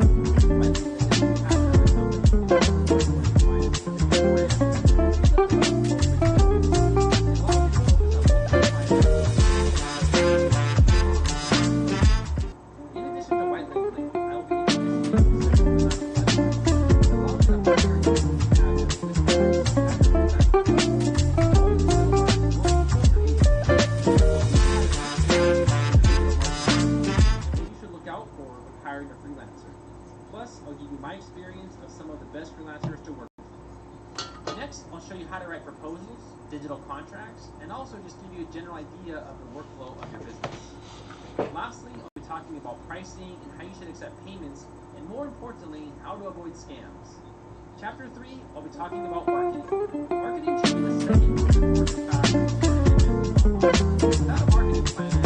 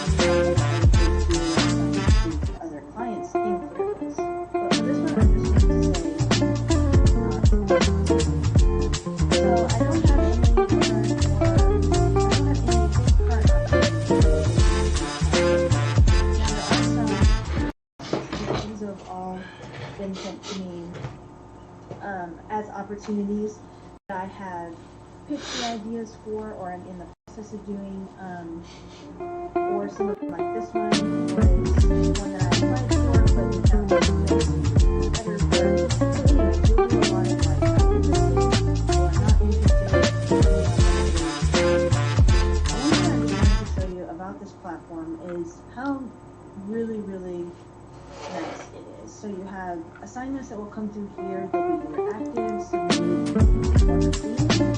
So you can see here I have completed a lot of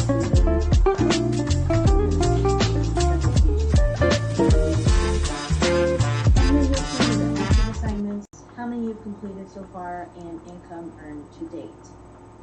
And this will, your opportunities tab, sometimes this is where all of like first come, first serve, casting, close, things like that, and above where they will send you emails with your and then this is where the opportunities will be, your payment, you get paid, there's also filters and everything. The one thing I do like about Clear Voice, much like Contentment, is that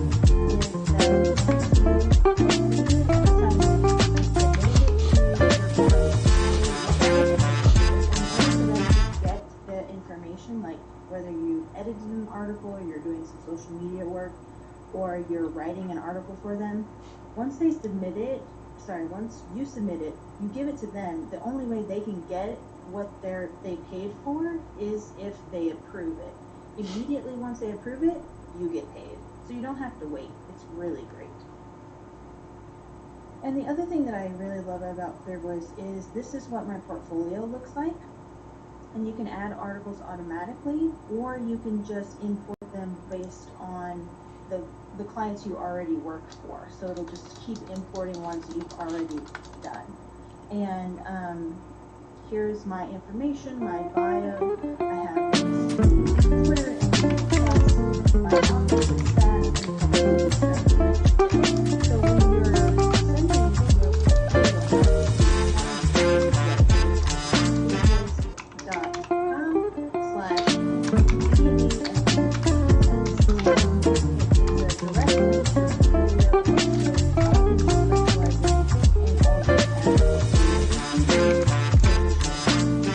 your intuitive platform and something that I highly recommend for writers,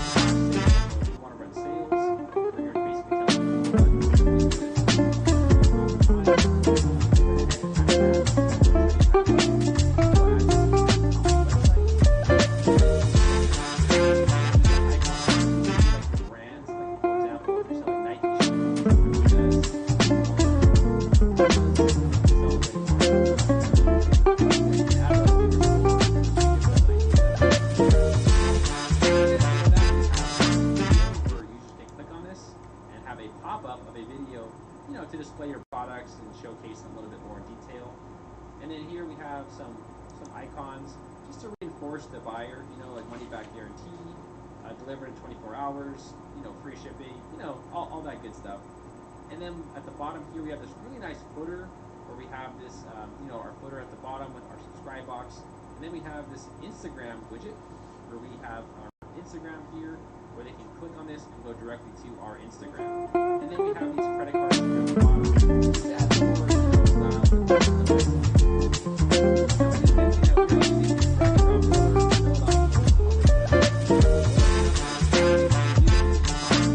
builders to build out the just click on the text and type it in.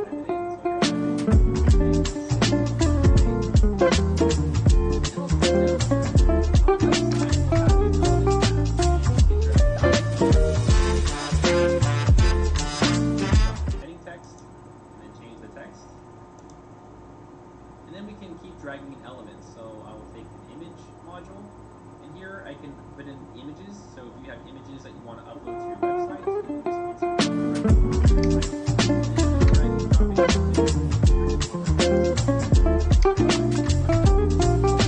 can drag and drop it on your website, and then users can go ahead and play videos right on your e-commerce websites. Now, your e-commerce website will be fully optimized for all devices. So we'll first optimize your website for the desktop, then we'll optimize your website for all Apple users, and lastly, we'll optimize your e-commerce website for all mobile devices.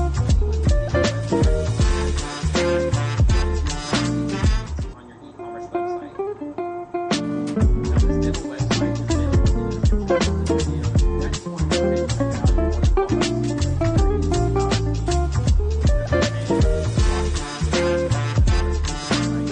It's really clean and lets people know what your site's all about.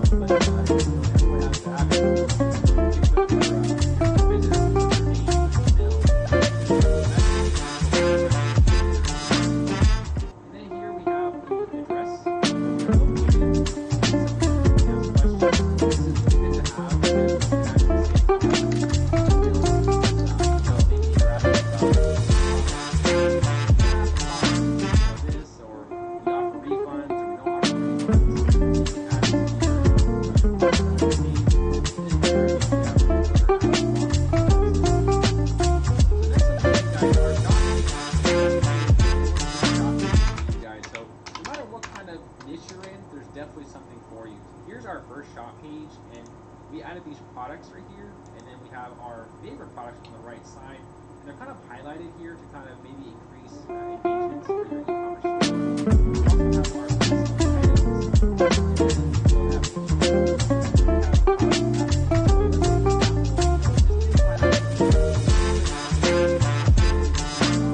we'll have product categories here at the bottom.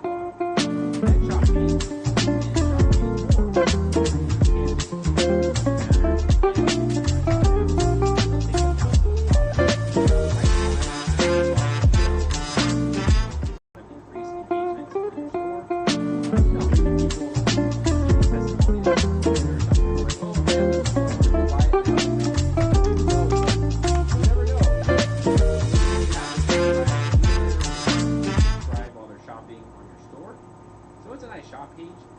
is shop page 4, where users can just shop page, and this is more geared for people who have a larger store. So I'll go ahead and click on shop.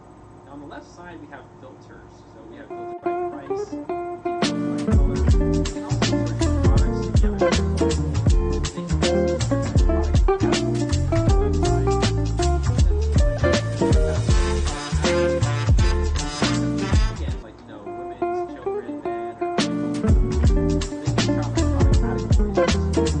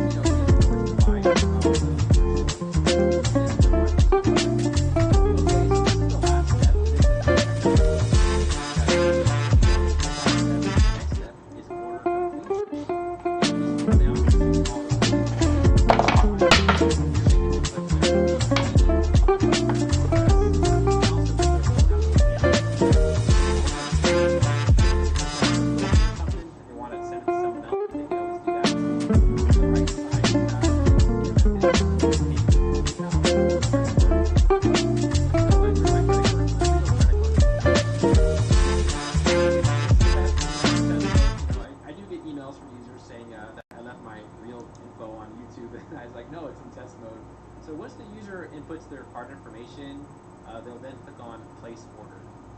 And that's it. So now your customers will be brought to a thank you page. Here they can see what they purchased, the product, and also they can see the tax and shipping.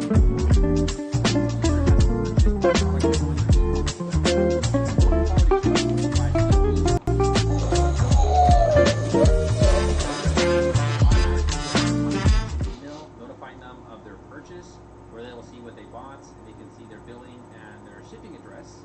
And you will also get an email notifying you of a new order. So it'll tell you that someone has purchased something on your website and that you might want to ship a product to their well, party people, hope you guys enjoyed what you saw on the website.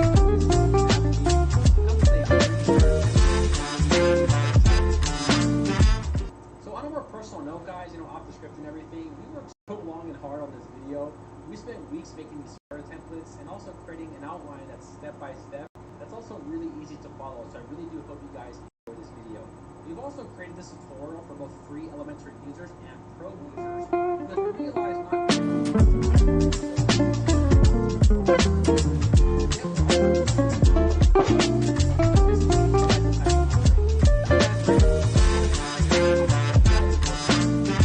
So we are going to build your new e-commerce website in 6 simple steps.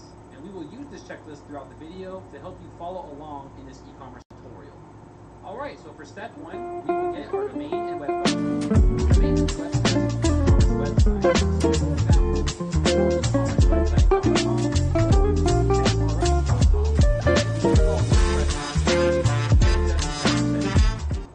Step 2, design the website. We will design and customize your new e-commerce website with the Elementor page builder. Now we have geared this video for both free and pro users. We will first start out with the free version of Elementor to help first-time users build their e-commerce website. And later in the video, we'll show you how to use the Elementor Pro version and all of this features to set the power of your e-commerce website. After you get comfortable with the page builder, we'll move on to step 3 and we will start adding products to your e-commerce website. I'll show you how to price your products, create categories, add product descriptions, and also upload your images. Step 4, the theme customizer. I'll introduce you all to the theme customizer and plugins. There's a ton of free plugins that can help enhance your e-commerce website. We'll cover some of these. And step 5, intro to Elementor Pro. Custom headers and footers, custom shop pages, and custom product pages that you can fully customize. Step 6, the WooCommerce settings. WooCommerce is a free plugin that can be used to accept payments, handle shipping, and taxes for your e-commerce website. I'll show you how to automate your taxes, set up shipping, and accept different payments from anywhere around the world. Step 7, marketing. So after you get your e-commerce website up and running, you can go to the marketing side. Now there is a link in the description of this video, and this will take us to step 1, which is to purchase web hosting. And welcome to NameHero.com. Now, I've been recommending NameHero.com for years, and people love it. In fact, this month alone, we have had 0 downtime with NameHero. So you will have a really reliable website, and also our load time is under 1 second. So we do test these servers to make sure that the websites are fast and reliable. You guys will have a really good NameHero.com. Now, once you guys get here, we'll get started.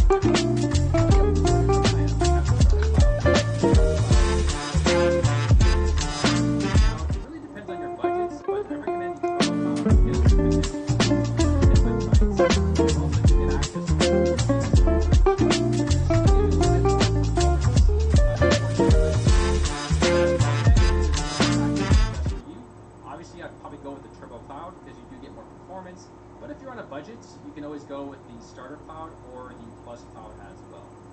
And once you guys select the package, you'll go ahead and scroll down, and then you'll click on order now. Alright, cool. So next we're going to enter in our domain name. So a domain name is the web address that you're using. So for example, here I'm kind of messing around with it.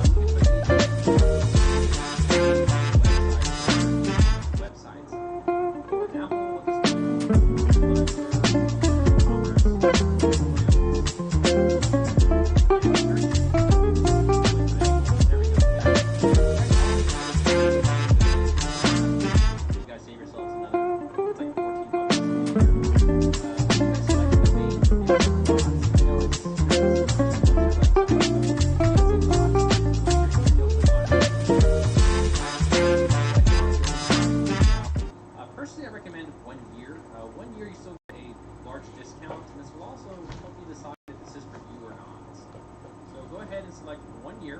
billing cycle that works best for you. I'm going to scroll down here. Now, there are some upsells. First,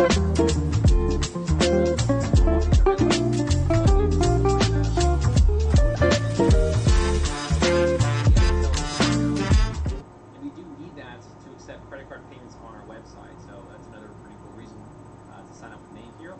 Here, I'll click on Continue on the right side. Now, this I do recommend. I recommend getting the ID protection, and this will protect your personal information from spammers and companies trying to sell you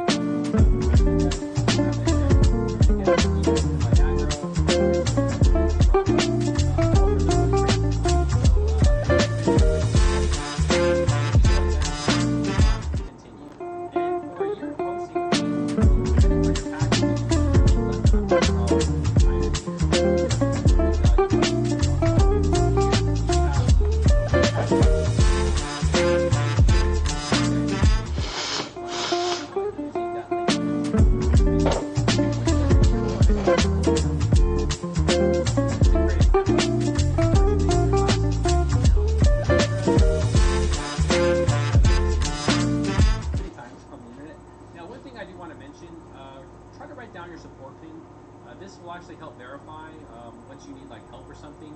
They'll ask you for your PIN. They'll verify that it's you who's making the phone call or messaging them on live chat. And also keep scrolling here. Credit card, PayPal, cryptocurrency,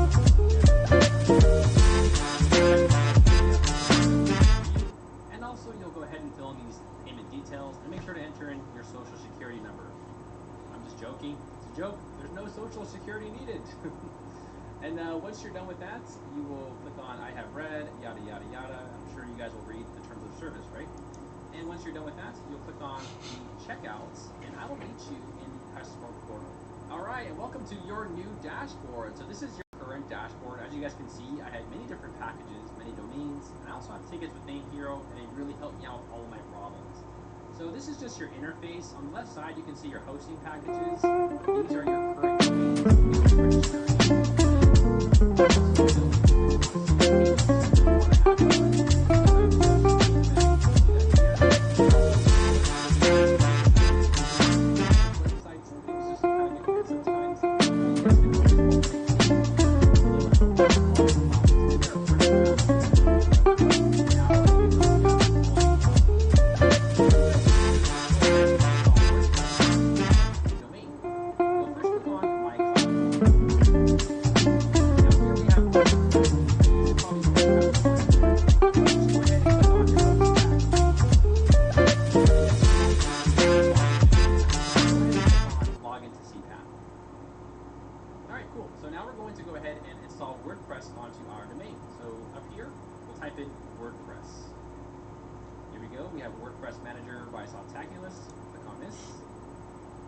Alright, and from here we're going to install WordPress. You guys can see I have many installations of WordPress already. Right here, you'll click on Install.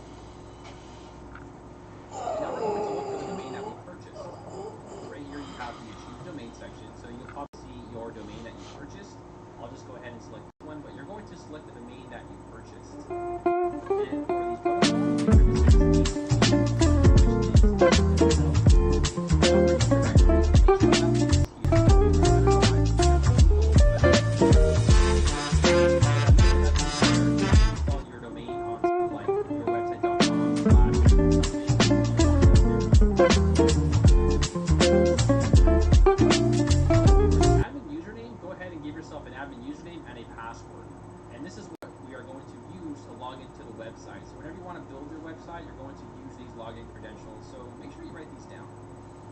admin. Never put pass, guys. Make sure this is something unique. I'll just put paddywhack.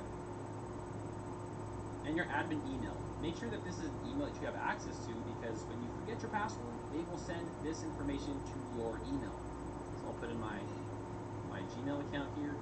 Famous PC order. I do get tons of spam. And below that, you can always select your language.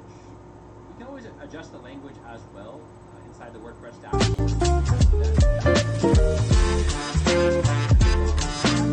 They want us to use, but we're not going to use these. And right on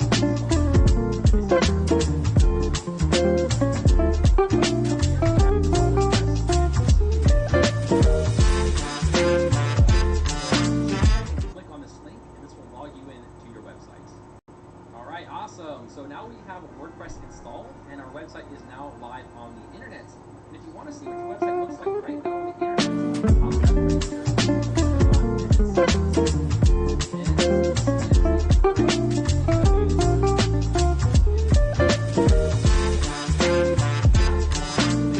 here. So to go back to your dashboard, go ahead up here and click on Dashboard. Now that we have our website online, now let's go ahead and adjust some of these general settings. The first thing we want to do is go to Users and click on Profile.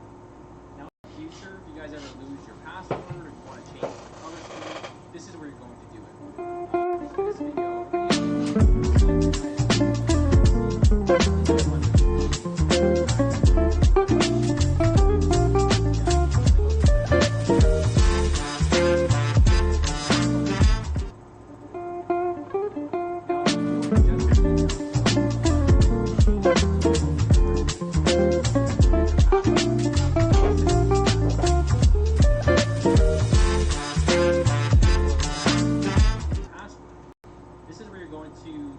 change your password. So for WordPress, if you ever want to change your password, this is where you're going to do it. And once you get all the things that you want,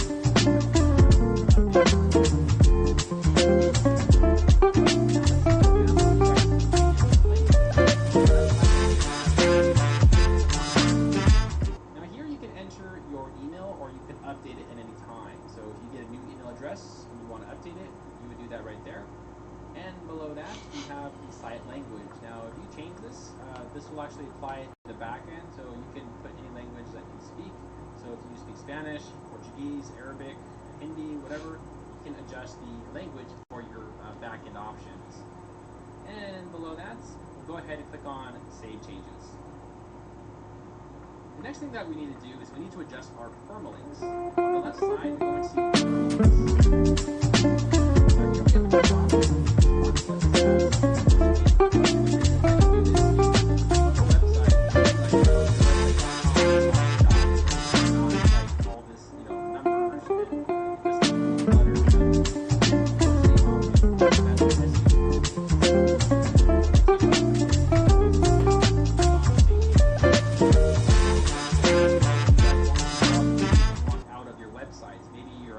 House and you want to, mess around with WordPress, first what I'll do is I'll log out.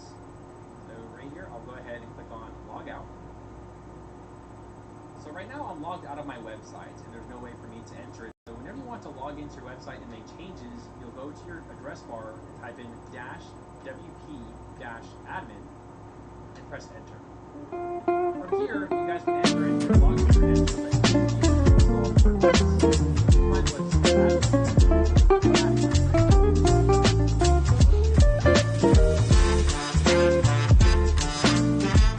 So that's how you guys can log in and log out of your WordPress website, so you can pretty much work on your website from any location.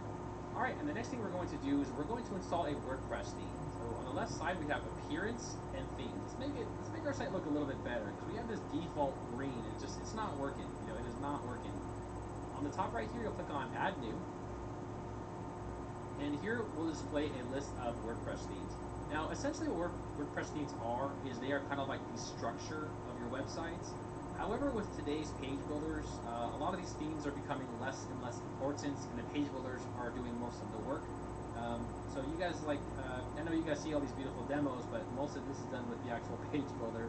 But the theme that we're going to be using for this video is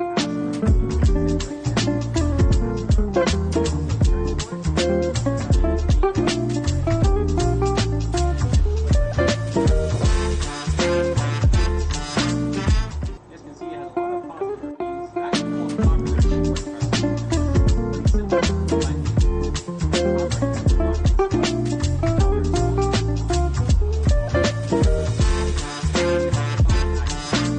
Alright, cool. So now we have installed Astro onto our website. Once your website,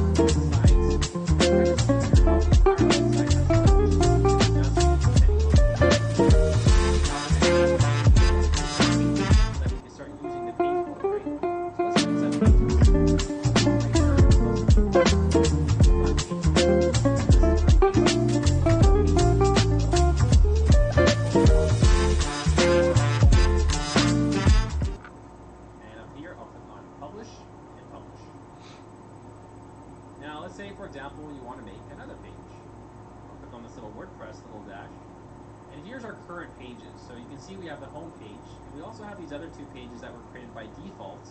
But I don't want to use these pages, so I'm going to go ahead and click on these, and we're going to move this to the trash and delete it. So that's how you guys can always delete pages. Now up here we have add new. Let's create the about us, right? So this would be like the about us. And on the top right, publish.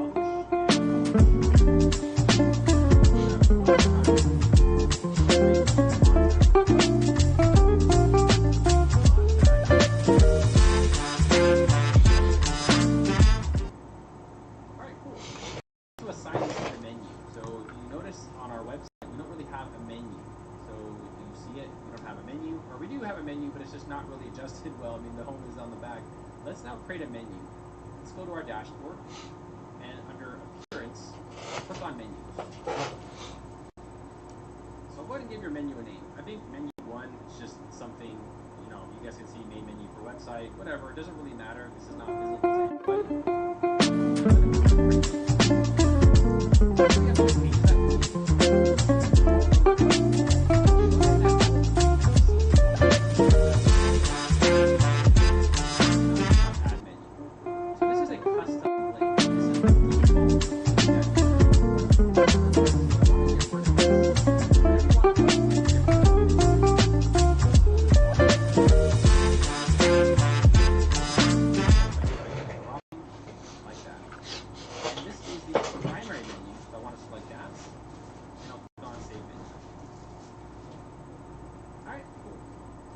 To visit site, and now you can see that we have our pages. So we have the home page, the about us page, contact us.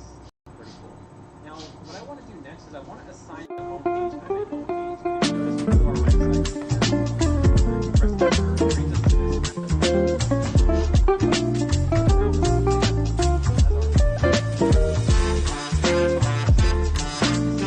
Customizer, and we'll talk more about the theme customizer a little bit later.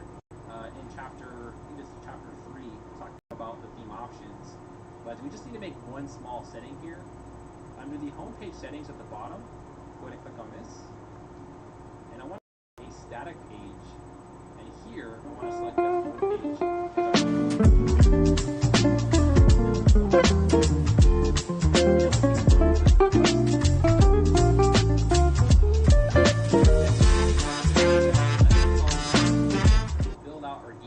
website. Now there is a free version and there is also a pro version of this page builder, and I'll explain the differences between both in the next section.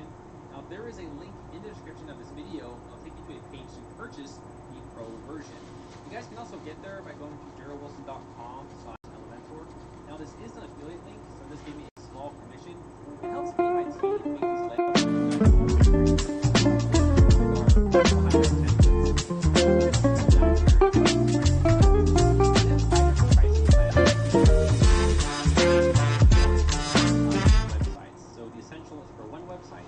There's also the Pro. It looks like they kind of hit it, but that is 3 websites for $100. And there's also the Expert plan. Now, one thing to know, guys, that this probably does mean you need